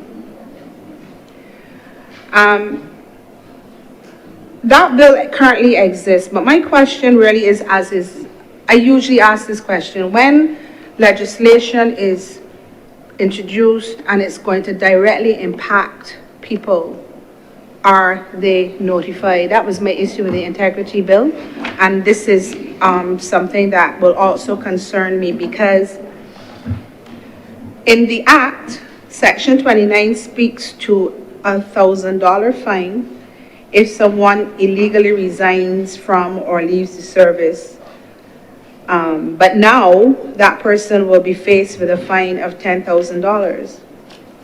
So I'm wondering if that has been shared with the police, and I think it came to mind simply because I believe Senator Walters made reference, and everybody saw that leading up to crop over, the police were not happy, and there was talk about us having a challenge with police during crop over. A policeman, and you're hearing a lot about police leaving the force is undermanned. People are going to other jurisdictions, et cetera, because things are not the best here. And I'm wondering if you're going to impose this, if you have shared it with the goodly men and women of the Barbados Police Service. I believe in the lower house, the bills were dealt with in a cognate debate. And I believe that there is a moral and there's a responsibility that when that happens, you should at least highlight the changes that you have made as you deal with the bills. I certainly didn't hear anything like this, and somebody would think that this is not important, but people are leaving, and you can't be leaving a space where you're not being paid and then be faced with the possibility of having to give up $10,000 because you did not follow what was supposed to happen because you didn't know it had been amended. If you don't have anything to hide, share the amendments, because again, as Senator Walters noted, and I also noted that there was a lot of talk about modernization of the legislation, but there are a number of sections that will be amended, and the only words that are amended are the fines. So when you look at a section like Section 45, I believe it is, of the Act, and here's the thing, I'm going to fast forward, Mr. President. Go to page 17, sir, if you're following, and you will see that there's a repeal of Section 44. There's a repeal and replacement of Section 46. That is in the form of clauses 20 and 21. There's a repeal of Sections 47 and 48. But you see Section 45, Mr. President? That hasn't been touched. We are doing modernization. But if you would bear with me as I find Section 45, so I can read it to you, sir. I'm just wondering, you know, what's the ultimate agenda, because I don't want to get the sense that it's just modernization for the sake of increasing the fines, because is that what we're doing? So Section 45, subsection 3, in its current form, sir, says, and I'm just reading it, the police association shall be entirely independent of and unassociated with any body outside the force other than a police association within the West Indies, Guyana, or British Honduras. British Honduras is what, Belize? I'm just making the point, this section was not amended according to clause 20 and 21 and 22. Section 44 is being amended, 46 is being amended, 47 and 48 and 49, but not 45. But we're modernizing the legislation, but we still have British Honduras that is going to be taken along with the amendments into the new legislation. So perhaps for free, the government might want to look at that in terms of their drafting. It may be pernickety, but I mean, if you're modernizing, you really shouldn't be carrying forward British Honduras in your amendment. No, this is dealing with the police association, Mr. President. So that's probably why it did not get into the purview of the persons who are doing the amendments. I'd like to, I'm sure it was, I'd like to continue, Mr. And you know, that's why it was, that's what made me look at it, because everything around that section was either repealed, deleted, or amended, but not Section 45. So I wanted to see, well, what's in 45 that nothing happened to it, and it's going to go into the, it's going to remain in the Act, but yet we have a reference to British Honduras. I find we can do things well if we spend time doing them well or doing them properly. I continue with clause 16, sir. So you have to turn, if you're interested in doing so, sir, back to page 13. So Section 31 is repealed and it's going to replace. In Section 31, I mean, who knew that these things exist? But this basically deals with somebody who assists a member of the service to illegally resign. So the fine has increased from $1,000 to $10,000. There seems to be a focus on the you're trying to prevent the police from resigning or leaving, but yet they're not happy. But you got them tint though, but you didn't get them the $800 that they were looking for. But they still have tint. So we go from the person assisting with resigning goes from $1,000 to $10,000. But you know what I've been noticing about those sections that carry up the amount? The rest of the legislation, the words remain more or less exactly the same. So the modernization clearly is related to cost or increase in penalty. That's kind of, it was an interesting observation for me. Section 32 was repealed and it's being substituted for I'm at clause 17, sir. I beg your pardon, page 14. So you have, in the original there would have been 3 years in prison. Oh, there was no money and 3 years in prison if you were engaged in mutiny. Now you have to pay $50,000 and 3 years or both. If you engage if you help somebody with mutiny, it goes from $2,000 and 12 months in prison to $20,000 and 2 years in prison. I'm just wondering where the modernization is in all of this, because I know, I'm just making sure I'm listening, Senator Walker. And then we go to clause 18, and this was the one that was the most eye-opening for me. The clause 18 gives the Commissioner of Police the power to impose a fine of $10,000, stop and leave at the Commissioner's discretion, reprimand or severe remand, etc., etc. But that used to be $300. So I suppose that would be a modernization move. But I'm understanding though that the superintendent of prisons, his power stops at $25. So I'm just marveling at the modernization that's taken place with the Police Act. And then we're doing modernization, and we're still seeing reference to punishment drill. And I would have thought that if you're modernizing, would have been removed, because my understanding of punishment drill is archaic. That's how we used to treat conscripts. I'm not sure that we should still be doing that with our people. And it can exceed 14 days, but punishment drill is, my understanding, quite draconian. I'm just asking, sir, what the focus is. And, you know, I always maintain that if you're going to have this type of thing going on, you really ought to tell the people to whom it's going to, who will be affected by it. Another thing that is of great concern to me, well, I shouldn't say great, because I don't go anywhere and behave badly. Clause 19, sir, that would be on page 16. It says that section 38 of the Principal Act is deleted. And we have offenses in ports and harbors.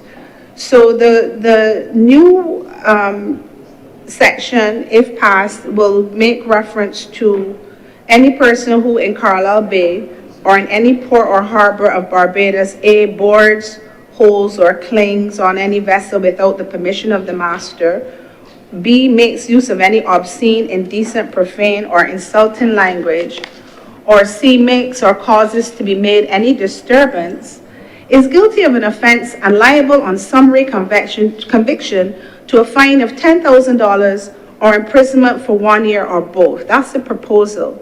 It used to be $500 and 6 months. It's gone to $10,000 in a year, but the second part is the one that concerns me, because that whole port thing, people go on those cruises and they get drunk and they get obscene, which would be the initial, makes use of any obscene, indecent, profane, or insulting language. But here we have a member of the service may, without a warrant, arrest any person who in his presence commits an offense under this section. I think perhaps this should be advertised. I feel people should know about these things. It might stop them from doing things that an officer shouldn't have to deal with. I'm just wondering if that is something that would be even on the police IG page or something like that. The final thing I have a concern about, sir, or I'm querying, because concern is such a strong word. It says that part 1011 of the Principal Act is deleted and the following substituted. Well, apart from the fact that a lot of the new part 11 repeats the old part 11, so I'm not sure why we had to delete the whole thing to put it back, but the drafting that happens on behalf of the government is not within my purview, so I'll just leave it at, you gotta find work for the consultants to do, I guess. But you know what concerns me? The proposed section 62(1)(c). Any person, oh, no, let's do 62(1) in its entirety. Any person who A, assaults, obstructs, or resists, or B, uses any abusive or insulting language to, or C, aids or incites any person to assault, obstruct, or resist a member of the service in the execution of his duty, or any person acting in aid of any such member of the service, is guilty of an offense and liable on summary conviction to a fine of $20,000 or to imprisonment for 2 years or to both. But if the magistrate is of the opinion that the matter is fit for prosecution by indictment, he shall commit the offender to stand trial at the High Court. I have two concerns about this. This is a concern. If you engage in mutiny, it's a $50,000 fine, but if you assault one of our police officers, it's only $20,000? I'm confused. I find that it should be higher. Why are we assaulting police officers in the course of the legitimate course of their business? Why are we not protecting them more? $20,000 versus $50,000 if you engage in mutiny. The chances of engaging in mutiny are so much lower than somebody affecting or interfering with a police officer or a policewoman. I would think that that needs to be looked at. The other thing that I'm concerned about is that the magistrate can send it for indictment, but it doesn't go on to say what the fine penalty would be. It's not addressed. So I would think that that needs to be addressed, because if you're going to have a fine of $20,000 or imprisonment for 2 years or both at the magistrate level, the magistrate thinks it's fit for prosecution by indictment, but there's no indication up to what level such a charge would attract. That should be addressed because it's missing.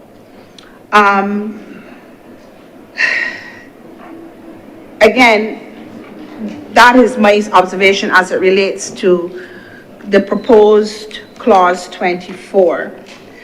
The other area of interest was the clause that broke the internet with the $10,000 if you fail to assist an officer. A lot has been said, and I suppose rightfully so, but here's my concern. In an environment that exists with crime in Barbados, where we had an elderly lady out by the NIS bus stop, where she was robbed of her bracelet, of her jewelry. And that's one of the busiest areas around that time of the day. There's always traffic on Culloden Road. She didn't get any help, really. It was filmed, though. We are good, we film. So she didn't get help. And then the gentleman at Belmont Road by the credit union, I mean, you can even watch that video, Mr. President. It was so horrific. Cars were passing, it was filmed. I'm not judging anybody for not helping, because you can't help these days, because you don't know. Back in the day when there was fetting that I attended, you didn't want to mash anybody's foot because they might chop you. Go forward a few years, because it's only the other day that, that age, that. So, I'm saying if we know already that our people are, I would say, afraid to help, how are we going to deal with this clause, this proposed clause that can get us charged $10,000 when we have people who needed help, who were elderly? Back in the day, Barbadians, nobody would have been so stupid to interfere with anybody, particularly in those busy areas, particularly with elderly persons. That's not who we are. So we are afraid. People respond with knives and guns now. And the guns, according to the talk, are more modern, faster than that which are issued to our police service people. So how are we addressing this, and how was this allowed to be imported into this proposed amendment from 1975 when it first went into the legislation? In 1975, the most that would happen is you would get hit with a rock stone, or you might get hit by the back of a cutlass. That's not happening today. So I would be interested to hear how the government proposes to make that clause work in light of the fact that we have two separate but real examples of people who needed help but didn't get it because, I guess, of the fear. And I have always asked, are the police protected by insurance or whatever, or any, not whatever, are the police insured with employer's liability with some kind of coverage if they get injured on the job, or is it a government payment? And what is the position if you tell me I have to help and I help and I get injured, or worse yet, I get killed, or I have a permanent disability? What is, and a permanent disability costs more than if you die. Okay, so what is the plan is my question, because you left it in. And this government changes, repeals, and removes for sure. So we had, NIS is now something else, national something, it now has 6 letters, and we changed town planning department. We changed, for sure, we changed government house to state house. So that suit you. So we took that. We didn't, and we knowingly took it because we changed the fine. What's the plan? How are you going to enforce it? How are you going to protect the civilian who is not trained to help? Why did you bring it over when it was of 2 different eras? That's like 40, how much years ago that was? 50 years? What are we doing? I'm just asking, Mr. President. So, as it relates to this bill, I just have these questions that I would love to have answered. Just, because I think they should be answered. I think that the people of Barbados, and more importantly, our good men and women of the Barbados Police Service, have a right to have these areas clarified. They need to be educated. They need to be informed. And with that, sir, I'm obliged to you. Thank you very much, Senator Tate. Senator Tate, Reverend Morris, and then Senator Boyce. Thank you, Mr. President. I sat here and I listened to a presentation from the opposition senators regarding, one, the police force. And, sir, in this chamber, I thought that we would rely mainly on facts. I must compliment Senator Tate for the way she dealt with the facts. But I heard throughout the speech about 10 times, I am told, nothing to support it. But I am told, sir, that the Honourable Senator will soon be removed from this chamber. But I will not say so because I'm told. It is not a fact. No. But you're not the opposition senator. But the thing is, sir, that I remember, sir, I would wish to continue, sir. I remember as far back as 2018, when the then Attorney General was challenged about not doing enough for crime, or to address the crime situation. The issue was that nothing was done to assist the police to carry out their duties. Police did not have cars, or proper cars. They didn't have proper guns, as was mentioned. They didn't have proper of anything. And that was a contention. You're not equipping the police to deal with these matters. Fast forward to this year's budget. $145 million was budgeted for the police force. Compare that with 111, even give you more than you had.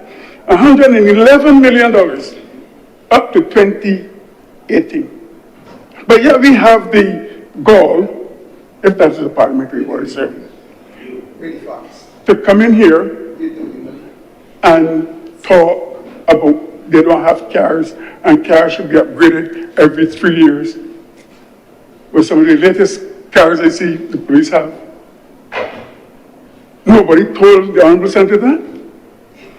Sir, there's something that bothers me as well. That in a debate about police, you go back to talk about housing and hurricanes. And most of the speech was taken up on that, housing and hurricanes. Then we have people in this country who have not yet had their houses fixed since Thomas. We have the gall to come and talk about these things and creating a fear in the hearts of Barbadians about all of these things. There's one other thing I can talk about, but I don't want to talk too long. So that I normally rely on one of my disciplines when it comes to these things. In 1834,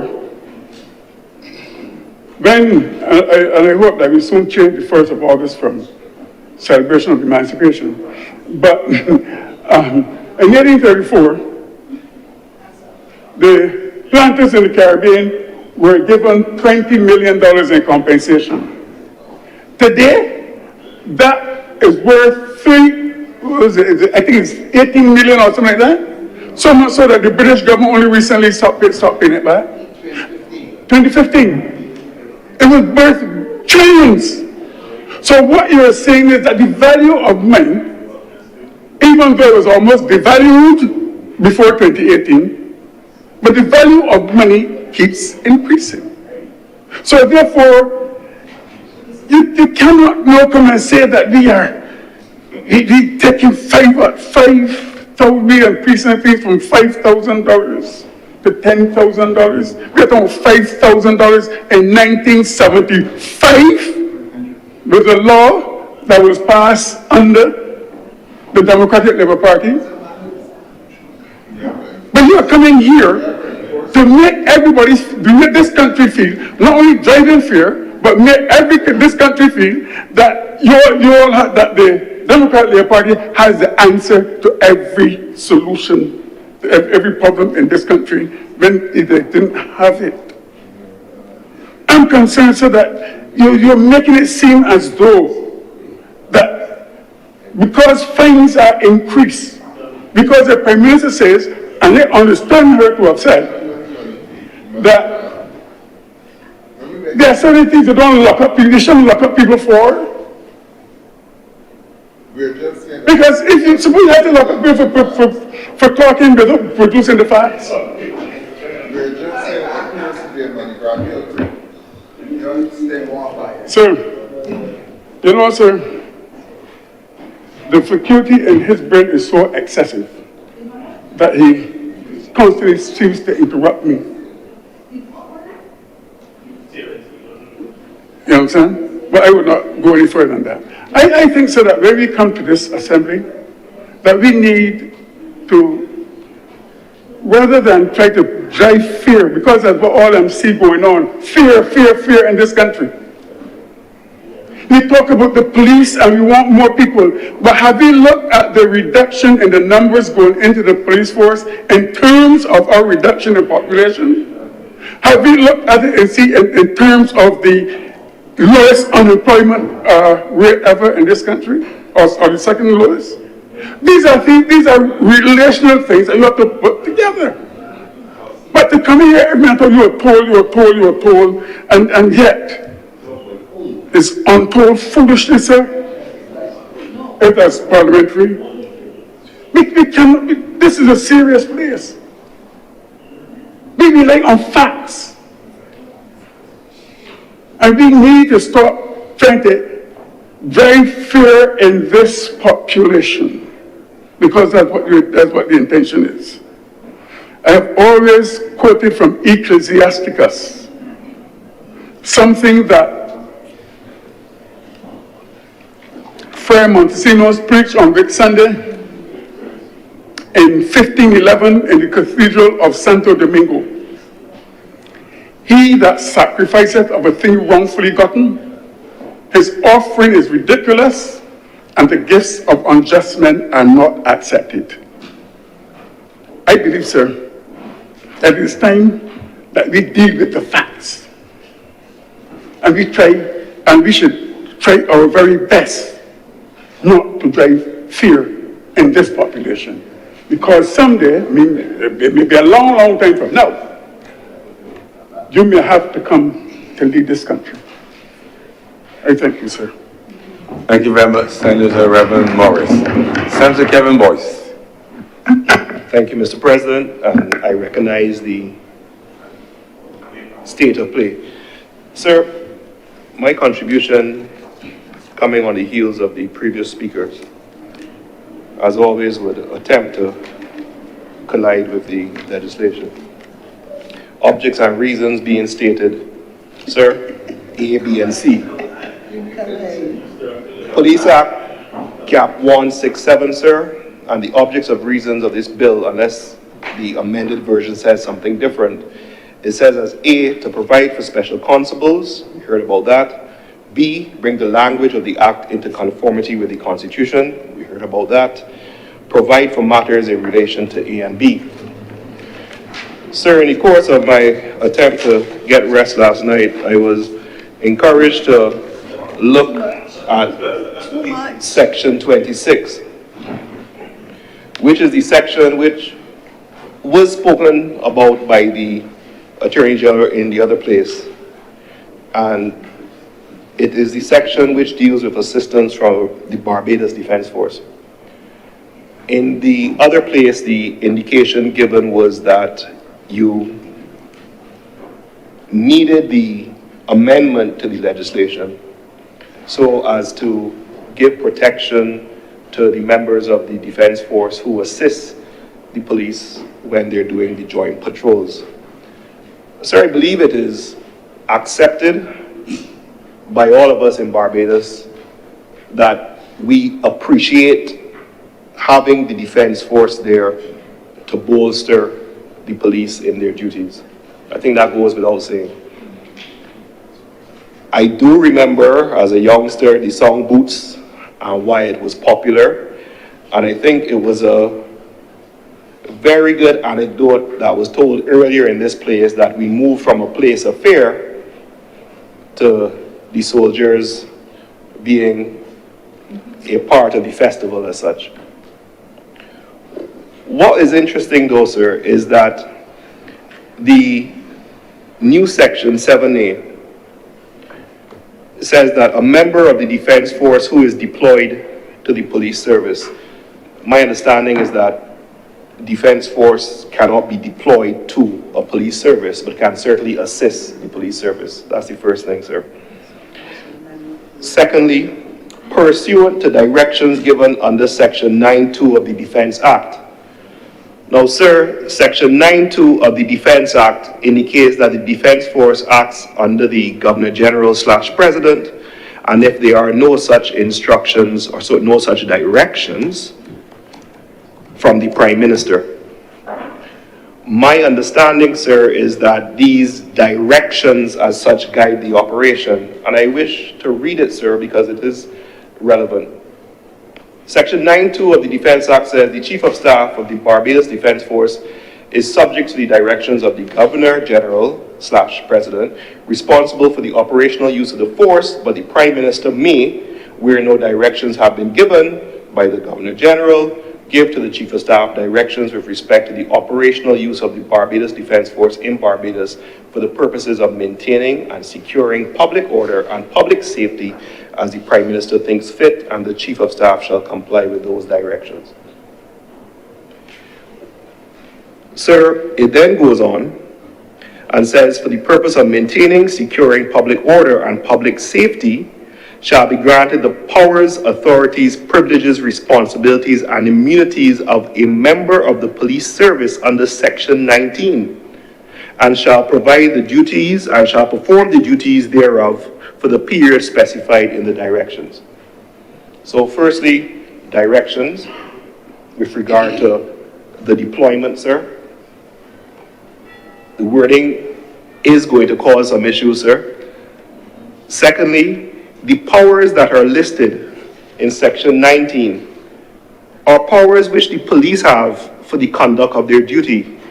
And I wonder, sir, if the intention of Parliament is to say that while we appreciate and recognize the assistance that is needed for the defense force to bolster the police when conducting their duties, and the example being given of crop over or special operations, as this is currently worded, it requires that the defense force, sorry, it doesn't require, sorry. Let me bring up the Police Act, sir. It says that our soldiers, for the period of deployment, now have the powers which the police have. And it's not just the power of arrest, which I'm going to come back to, sir. Under section 19, it says, these are the following powers that are set out under the Police Act. Sir, the power to preserve peace, no issue, but to prevent and detect crime and other contraventions of the law, to apprehend and bring before a magistrate persons found committing an offense, to charge or to cause to be charged before a magistrate and to prosecute persons, to serve and execute at any time, including Sundays, all warrants, to keep orders in the precincts, to repress internal disturbances, to defend Barbados against external aggression, and generally to do all duties appertaining to the office of a constable. These powers are quite wide, and I'm wondering if that is the intention of the government and the Parliament in this instance. Yes. Secondly, sir, I have had experience in my first job as such, as a lawyer, working on a commission of inquiry into a riot in the prisons in Jamaica, in Spanish Town. And I was working with the Jamaican Defense Force.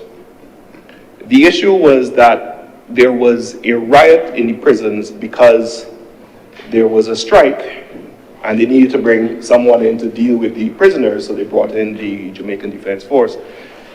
As a result of the Defense Force interacting with the inmates, and so as not to cause any further issues, there had to be an inquiry, a commission of inquiry into the resulting situation, which I can describe as an alleged attempted execution of prisoners, allegedly by members of the Defense Force, which was stopped by a chaplain, actually, allegedly.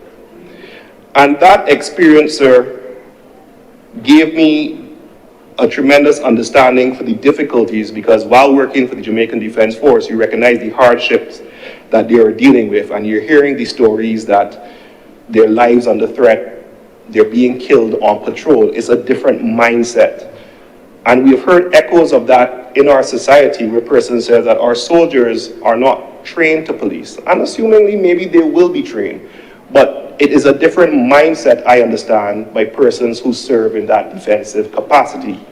I say all that to say, sir, that as worded, it is a wide power that's given, and there have been other jurisdictions in which one, because we don't follow other jurisdictions in the Caribbean, sometimes we do, but we don't, where the attempt to give soldiers powers of arrest in 2013 was refused. That required a constitutional amendment. In 2018 in St. Kitts, soldiers were deployed to support the police and were sworn in as special constables for the purpose, because they had a shortage. That was the Prime Minister, Timothy Harris. In this circumstance, in an attempt to assist, is it that the powers that we are being granted, which are only subject to the period specified in the directions? I've made inquiries of certain JAG officers overseas, and they've indicated to me, well, there normally is a period for directions. There normally is, but we don't know because it says subject to that. So it is an issue which I don't believe it has been ventilated much. It was referenced, and example was given about crop over, but there are other languages, there's utilization. I've seen reference that you give the Defense Force the power to detain until a member of the police arrives who will do the arresting. You give the defense force the power and protection from being sued for murder or anything of the sort which they're doing in their duty, while still preserving the police for the police. Because right now it works for the Coast Guard, but what does the Coast Guard have to do? When they get the person on land, they immediately have to deal with the police in terms of the handover, and there are no police on the sea. So, sir, that's my initial contribution on that, and I assume the government will respond and address all these concerns. Second point, sir, I would be in trouble with my cousins. I like to refer to my group chats, and as usual in doing my anecdotal compare, contrast, and ask for consideration, the concept of assisting police came up. And we, as the lawyers, know it goes back for common law, and I've heard Senator Nichols say, we don't worry about our common law, we got our own common law, but it's convenient to have our utilization of the ancient common law in this case, and it's part of our legislation, which says that if a police officer says, assist me to apprehend, or assist me, I'm holding some hand here, come in here and help me, you are obliged, and it's an old principle that you have to assist the police. The concept of that is something which I believe, if you remember my earlier contribution today, sir, the messaging needs to be out there and explain that it's hardly a charge that is brought up. I found a case from 1841, R versus Brown, where it came up. I haven't found any Caribbean authorities. I haven't looked that hard for them, but I assume they exist. But it's one which it is hardly utilized because it's one of those things which, what could there? Secondly, sir, the indication of what that means for a citizen, and I believe that Senator Tate has addressed the concerns, is one that, again, shouldn't be poo-pooed. It's a serious consideration. We have sat here and said, crime is bad. We have sat here and said, we need witness anonymous techniques. So if the witness get to be protected, we're still saying, but if you don't help the police, who has a gun or whatever else, you have to pay a fine of $10,000 or $20,000. So you have to understand that that may cause some people to say, but what's going on? The police got the gun, the police got the form, the witness got the witness got the special thing, despite the issue with the forms. But what about me? So these are the type of questions which I would encourage the government in terms of the messaging and being the one responsible. And the opposition has raised them, and they are objectively valid concerns that people, and it's to say that you did it first, come on, man, we passed that. But remember, politics is personal. Secondly, sir, under section, that is section 62, I think that was. Which one is the assistance? So the assistance is, sorry, that was section 65. No, that's section 68. So that's refusing to assist. So again, maybe some assurances from the hey, we're not going to be doing this. The policy of the government is not to do this. Maybe that will give some comfort. But you understand why it arises as an issue, given all the fears that we have expressed about crime. In terms of the increase of fine for assaulting or obstructing a member of the service, I don't think there's any issue with that. Now, the aids or incites any person to assault or obstruct or resist, again, a little tricky, but we understand that. Now, the use of abusing or insulting language. One of my first cases, apparently a story time tonight, sorry. One of my first cases involved the Public Order Act, where the concept of using language that is likely to cause a riot or a fray. It's one of those fun cases. I had a lovely client who used such a beautiful, colloquial abusing that when I heard it on the video, I said, well, this is like Shakespearean. But the concept of saying that if you use abusive or insultive language, while we are saying that people should be able to do certain things, it is one of those, I would suggest, ticklish situations. But it is on the books. It has always been there. The question is, fine up to $20,000. We understand as lawyers that it could be up to, and that $20,000 is the maximum. But again, the messaging the messaging that the people are hearing out there because of whoever is that is a $20,000 fine, because that is what it says. On conviction to a fine of $20,000 or to imprisonment for 2 years. Now we know that is up to, or it's alternative. But the people out there do not know, and the messaging has to be pointed. The government is the one responsible for the messaging that the people get. Finally, sir, there is a section that carries over from the other legislation, the older legislation, sir. And that's section 49, which restricts the members of the service from engaging in private business or trade without the consent of the president. The consent referred to in section 1 shall be a writing and signed by the commissioner. So we have already had discussions about the pay levels. That's been spoken about. We already spoken about the increase in cost of living. That's been discussed. We know that police sometimes moonlight doing other jobs. We recognize, however, that police cannot be carte blanche in doing other things while they have their duty, but it is one of those things where the restriction as such, does it need to be at the level of consent from the president? Can it be perhaps be given at a lower level of station sergeant for a limited amount of hours to allow someone to supplement their income? Especially in the context of how things are, and as the young people, as set out by Senator Trim, we are now in the age of the gig economy where everyone has a side hustle, even the lawyers, sir. You're doing a lot of things on the side. Yes, sir. Also, sir, when that is combined with the increased penalty for someone who has left the force and the removal of the benefits and the gratuities, you recognize that there's a bit of a burden, a heavy burden in these circumstances. And what I'm referring to there, sir, is section 49 when also considered with section 65 in terms of causing dissatisfaction. So you have a situation where we've spoken about persons having to leave the force for whatever reason, we've spoken about the cost of living, but the penalty goes up for someone who has caused dissatisfaction in relation to the service or the force or for whatever reason, disaffection, thank you. And if you're guilty of the offense, it goes up. So these penalties for those same brave men and women who are relying on should be considered, or at least definitely be brought home for their understanding and appreciation. So, sir, these are the points I've raised. I trust they will be addressed, and I thank you for your indulgence. Thank you very much, Senator Kevin Ross. Senator Cummings.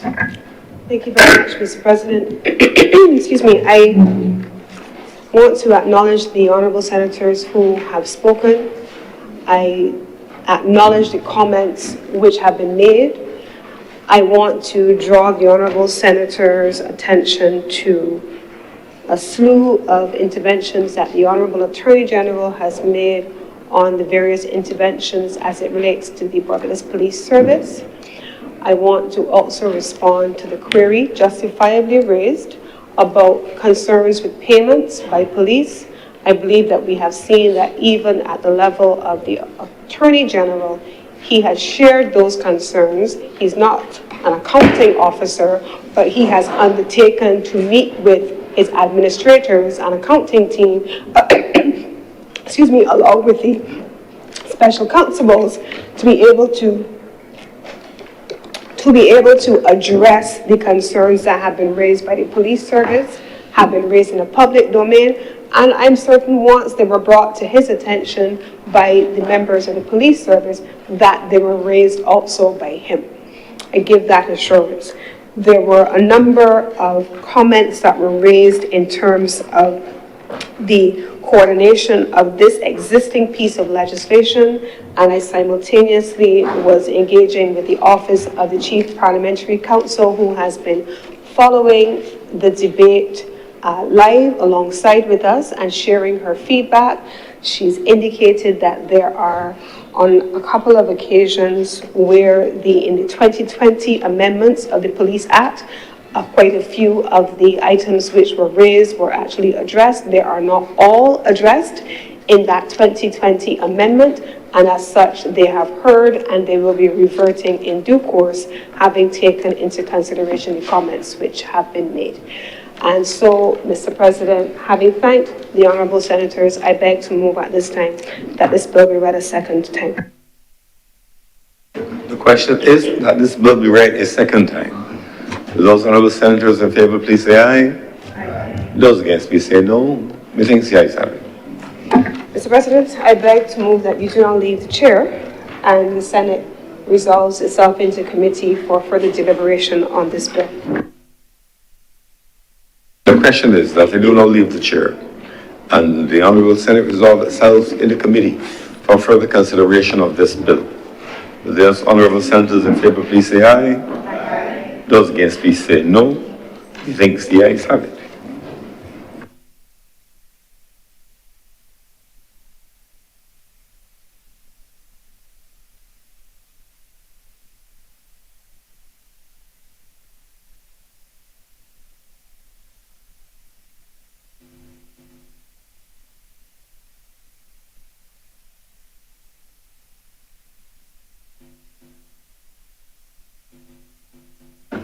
The Honourable Senate is now in committee.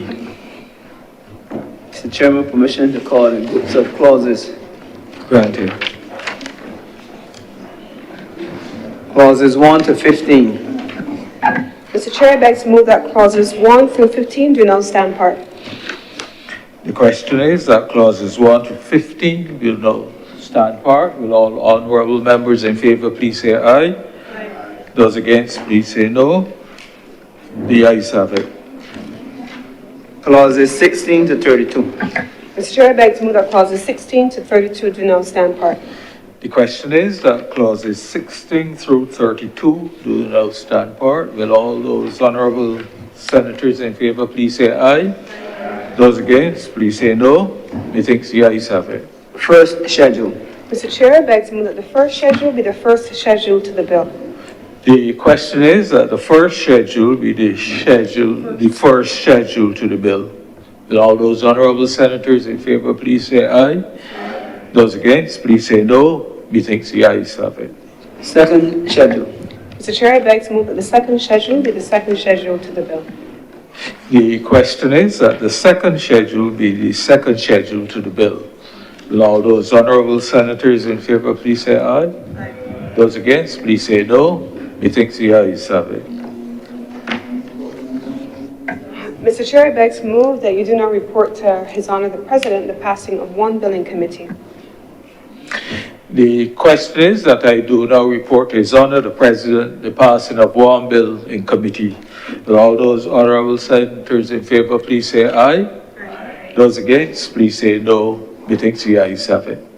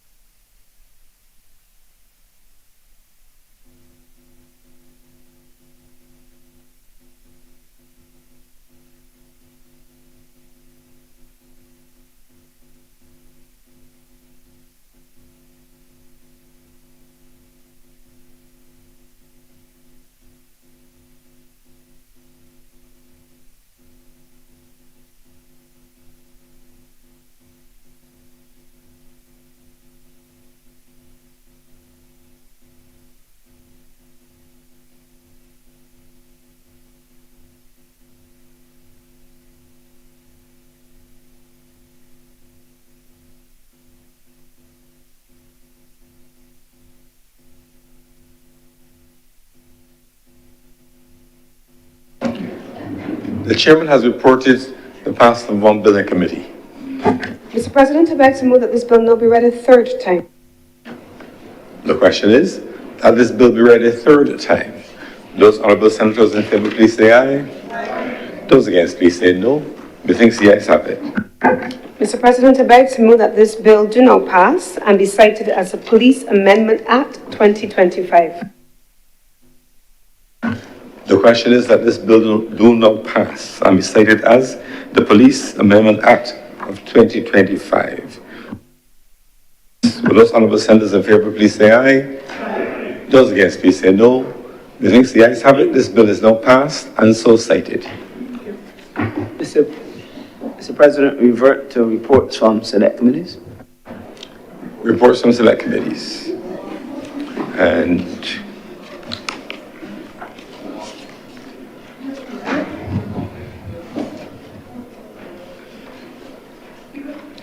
I've two reports. Reports, first of all, from the selection committee. No, standing orders. Standing orders. Standing orders first. Standing orders, okay. Go with standing orders first. The committee comprising myself as chair, Senator Cummins, Senator Paris, Senator Kevin Boyce, Senator Worrell, met on Wednesday, August 20th, 2025 to consider an amendment to Standing Order 6TA3 to increase the membership of the Senate on the Joint Select Committee's standing from 3 to 4, consequent on the amendment by the Honourable the House of Assembly with respect to the composition to the membership of committees. The committee agreed to the proposed amendment to the standing orders of the Senate, and Standing Order 60A3 reads as follows. Each committee shall consist of 9 members from both houses of Parliament, of whom 4 shall be from the Honourable the Senate.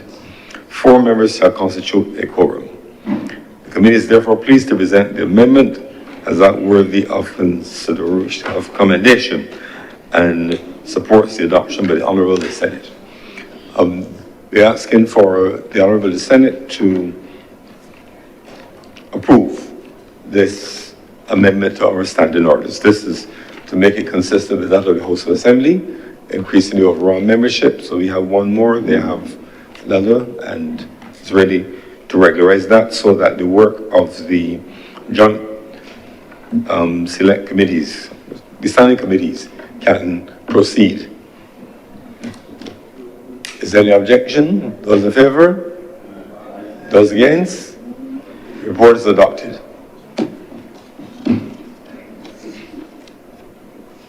Selection.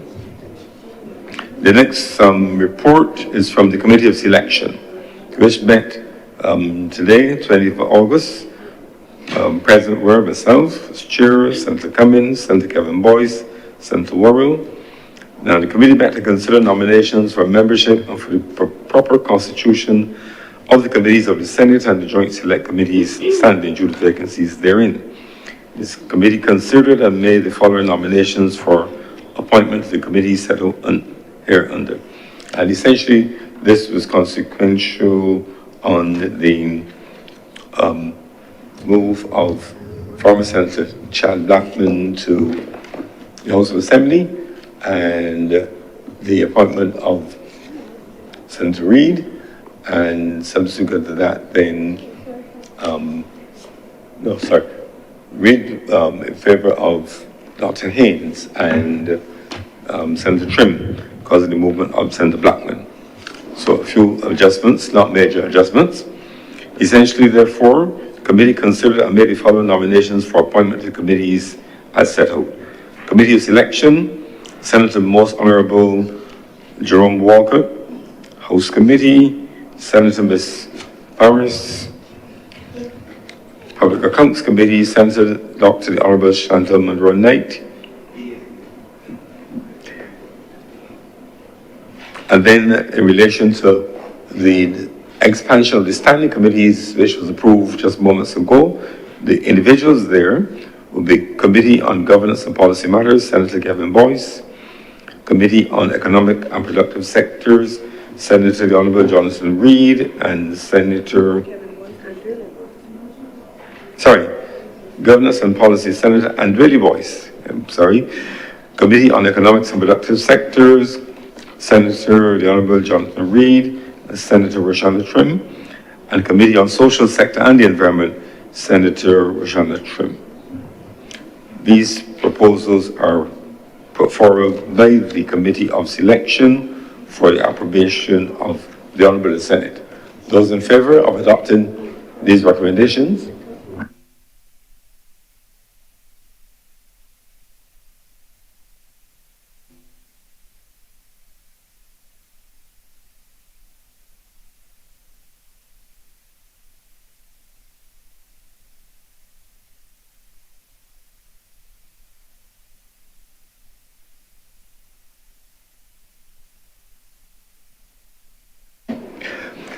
The Honourable Dissent is asked to adopt this report, and on doing that, then these appointments take effect.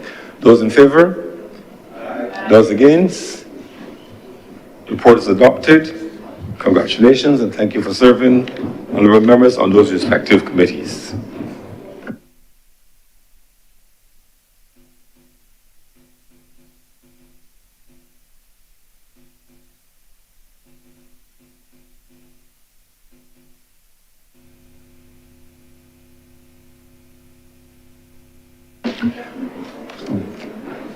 Just an important note of procedural information. Please note that the amendments which have been made to any of the bills which were before us will require us to encapsulate them into a note which will be sent from me to the House of Assembly on their behalf to indicate what amendments have been made here. And that procedural matter will be followed. Senator Cummins. I think we've waited for this for a long time. And so I rise to thank all honourable senators who have stayed the course from 10 o'clock this morning, from 11 o'clock this morning until almost, well past 10 o'clock, almost 11 o'clock tonight.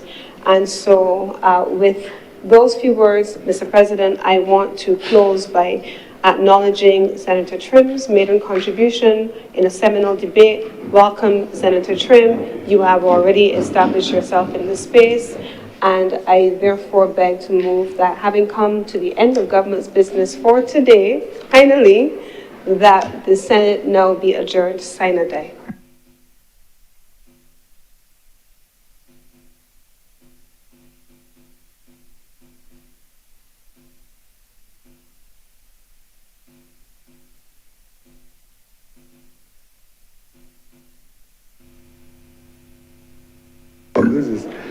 The question is that the Honourable Senate do now adjourn sine die. Will those honourable senators in favour please say aye? Aye. Some girls are very enthusiastic. Those against please say no. Because the ayes have it. Thank you all for an extended day and great debate, great work. The Senate stands adjourned.